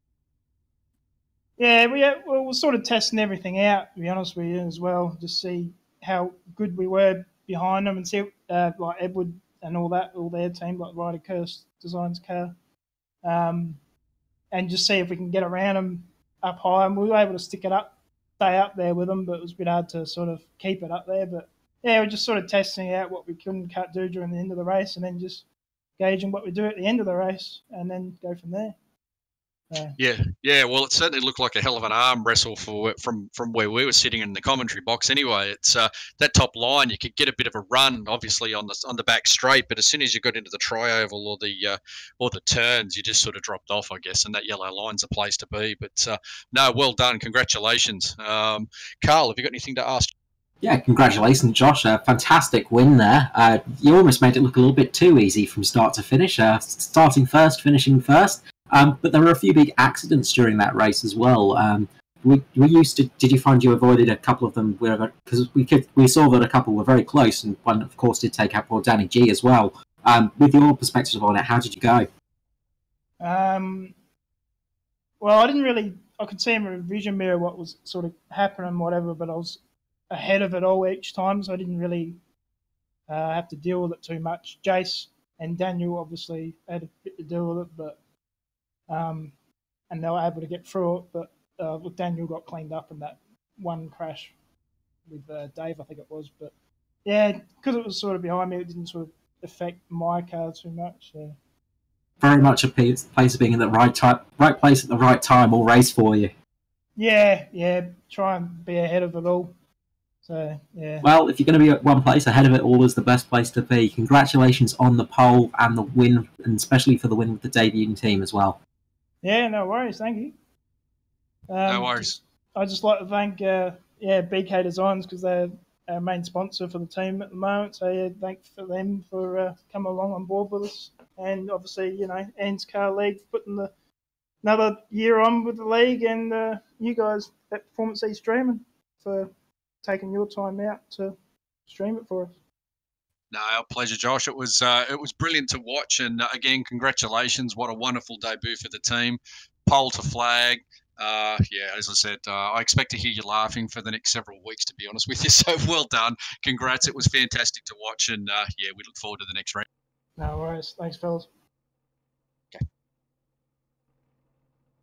All right. We may pull Jason down now, seeing as though he got a second place there, Carl. Yeah, I think that's a great idea. Jason Martin, Brett Douglas from Performance E-Streaming with Carl Withy. How are you? Bloody good now, mate. Yeah, Josh is kind of a bit hard to talk to right now. He's too busy smiling and laughing. I'm guessing you're much the same. Yeah, absolutely stoked with that result. I don't normally have much luck at Daytona and Talladega, so real happy to get a good result. Yeah, working in a team now, how's that changed things for you? Has it changed how you approach the race and how you go about it? I mean, you seem to do all right out of this race, and as you say, Daytona is normally a bit of a bogey track. So, what are your thoughts? Yeah, it definitely helps with coming up with tactics on the fly and everything. Normally I've got to try and figure it all out by myself, but you got help, and you got help drafting so that you don't lose the pack. So it's a big help. Yeah, absolutely. You had a bit of a scare towards the back end of the race there, just before that last yellow flag. Talk us through that. Did you actually get any damage out of that? It was a bit hard to tell. It looked like you might have avoided it, but gee whiz, it must have been close. Yeah, that's a bit of luck there. I got no idea how I didn't get damage. I went straight through it pretty much, and I should have got damage, but I didn't get any. Yeah, because all you did really was drop back a bit, and obviously Josh dropped back a little bit and helped you pull back the draft. But we just weren't sure whether you actually picked up anything. I mean, your pace was okay at the end, but I mean, that was a very lucky. Yeah, I only just managed to avoid that one, so bit of luck finally for me at Daytona. Well deserved as well. So overall, I guess you had a fairly boring race. You worked your way up and kind of stuck there, yeah? That's how we saw it anyway. I mean, I guess it might have been different from your perspective, but I guess that's what you want as well. You don't want to have anything too exciting. Yeah, that's what it's about in these races, just trying to stay out of trouble. I was actually hoping we wouldn't get any yellows because I was probably the only one that could have made it on fuel. Yeah, well, we didn't get a yellow until lap 119. Yep, and all that time I was about 4 or 5 laps better on fuel than everyone else because I was sitting in the pack just saving fuel. Yep. We mentioned that to Josh as well, whether that was part of all the strategies, etc. So we commented early on that, you seem to be able to go a bit further than anybody else. But we only had the 3 cautions in the end, but I guess it was enough to rattle that strategy. Yep, but still managed to get an awesome result. So absolutely stoked. Yeah, no, well done, Jason. And debut team, Daytona 500. First round of a year-long ANZCAR Cup Series. Doesn't get much better. So, Carl, you got anything for... Yeah, congratulations on the finish, Jason. Thanks, mate. One thing I wanted to ask about, with the open setup with this race, how did you find that? Yeah, I don't do much open setup racing, but luckily Josh was able to make us a pretty good one. So that was able to give us a real nice fast car, so we just had to try and stay out of trouble. So the team's starting to pay boon already with that, obviously. Yep, definitely makes it a lot easier. That is good to hear. And one thing we were saying, we did notice that you were able to get the car out that little bit longer every single stint and managed to have that advantage. One thing I did notice from up here at the commentary booth as well is it did seem you managed to gain a bit of advantage staying out that little bit longer. Is that something you noticed on the track? Yeah, sure was. And the less fuel you put in, the quicker your pit stops will be, so every little bit helps. Yeah, fantastic effort. I would love to ask you secrets and things like that, but of course you're probably not too keen to share all of them. Obviously sitting in the pack helped a lot, but fantastic race for you and fantastic victory for your team. Thanks, mate. Almost a perfect start for Mitch Motorsports. Yeah, and well done through avoiding all those accidents as well. There were a few that looked a little bit scary. Yeah, they sure were, but they always are here. All right, you got anyone you'd like to call out to, Jason? Yeah, just got to thank Mitch Motorsports for picking me up and BK Designs for the wonderful car. No worries. All right, mate. Well, congratulations again. Second place, Daytona 500. Fantastic debut for the team. And, you don't get many more points than first or second for the start of the season. So, well. Thanks, mate, and thanks for the broadcast. Our pleasure. You're welcome. See you next round. See yous. All right. We've probably got time just to have a quick chat to Dave Douglas. I think he deserves a quick word, Carl. He normally gets that luck takes him out of contention to have a chat to us. So I'd like to pull him down and just say hello and congratulate him on a fine Not third. often we get to speak to Dave after the race, so it'll be nice to hear from him. It would be. So let me just have a look and see. He is there too. All right, give me a second. I'll pull him down.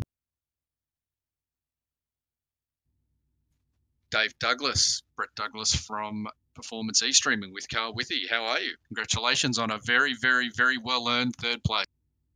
Hey, thanks, guys. It was pretty tough going there for a bit. Mate, you don't leave it till much later than the last turn, do you?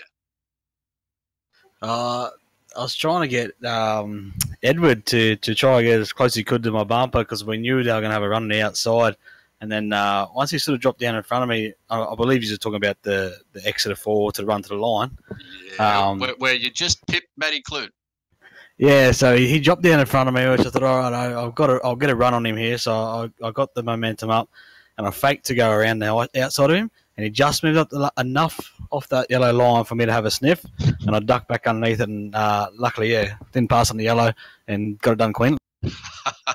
No, well done, mate. That's what racing is all about. But, to pick up that final podium spot, literally, 100 metres before the line, fantastic stuff. It's awesome. So normally it's someone actually bumping you off it. So, it's that's what I was saying earlier. It's great to have a chat and good on you for getting that third place spot.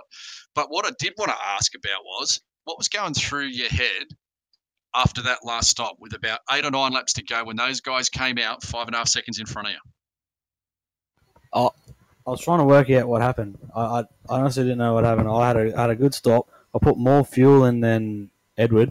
I know Riley made a bit of a mess of his, and I came out way ahead of Edward. And so I had to do a bit of waiting up because there was no point running on my own. So I had to wait for Edward and see what we had. But, I didn't expect him to be that far ahead. So the last 10 laps, I was just going through my head, just trying to work it out. And I was actually got a bit down. I thought this is one that got away.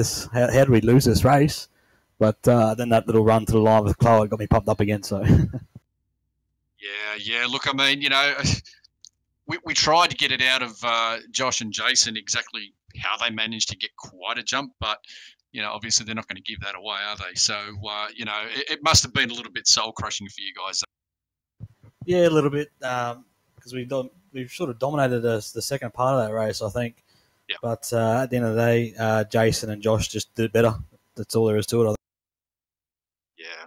Well, I mean, next round onwards, we move to the, to the prescribed setup, and it's everyone's going to be dealing with the same kind of things, and it's the standard length races and stuff from now on. So, I mean, Blokes Advice Racing, as you say, you guys dominated the back end of that race. You got a lot to look forward to. Yeah, definitely. We go to Atlanta next, I believe. So. We'll come out again and we'll have a good crack at it and see where we end. Yeah, yep, it's Atlanta for 166 laps by the looks of it on the 14th of February. So, yep, no, mate, you did a great race. Hard to beat those two, unfortunately, in the end. But well done and congrats on a fine third. Carl, have you got anything today? Yeah, hey Dave, how's it going? Nice to speak to you at the end of the race for a change. Yeah, mate, we got a third. We're going to be happy with that. Oh, well, do you know the actual time you had on Matthew Clute?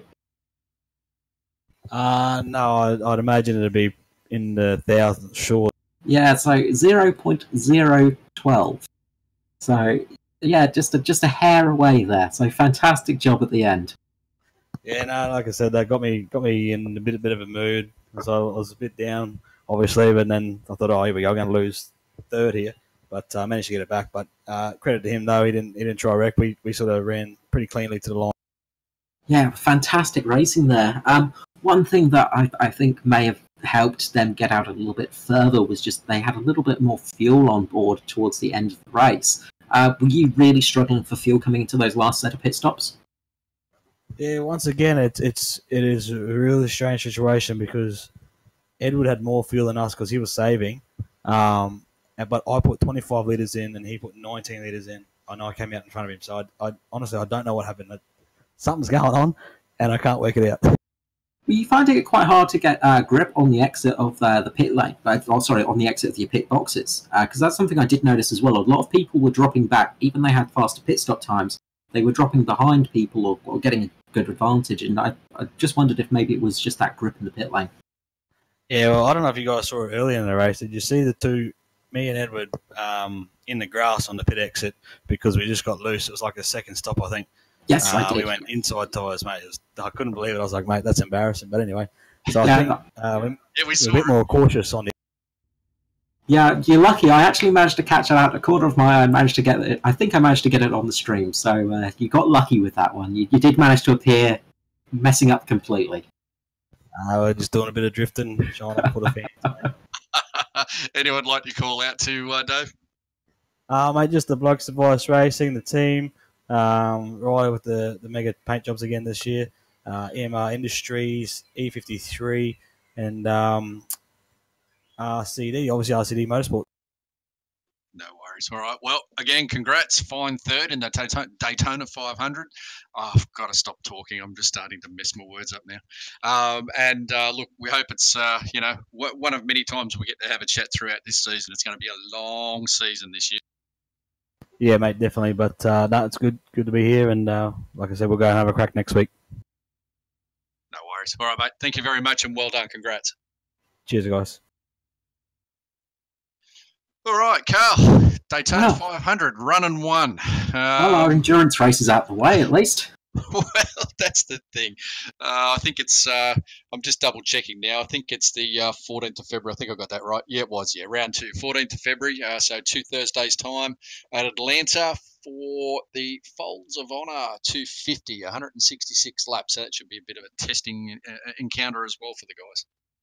It's going to be a good way of getting the eye in for the rest of the season. Of course, being an open setup race here at Daytona, and of course being Daytona as well, means that there are so many variables. However, next 2 weeks' time, when we get to Atlanta, we're going to be able to see who's got their eye in the game.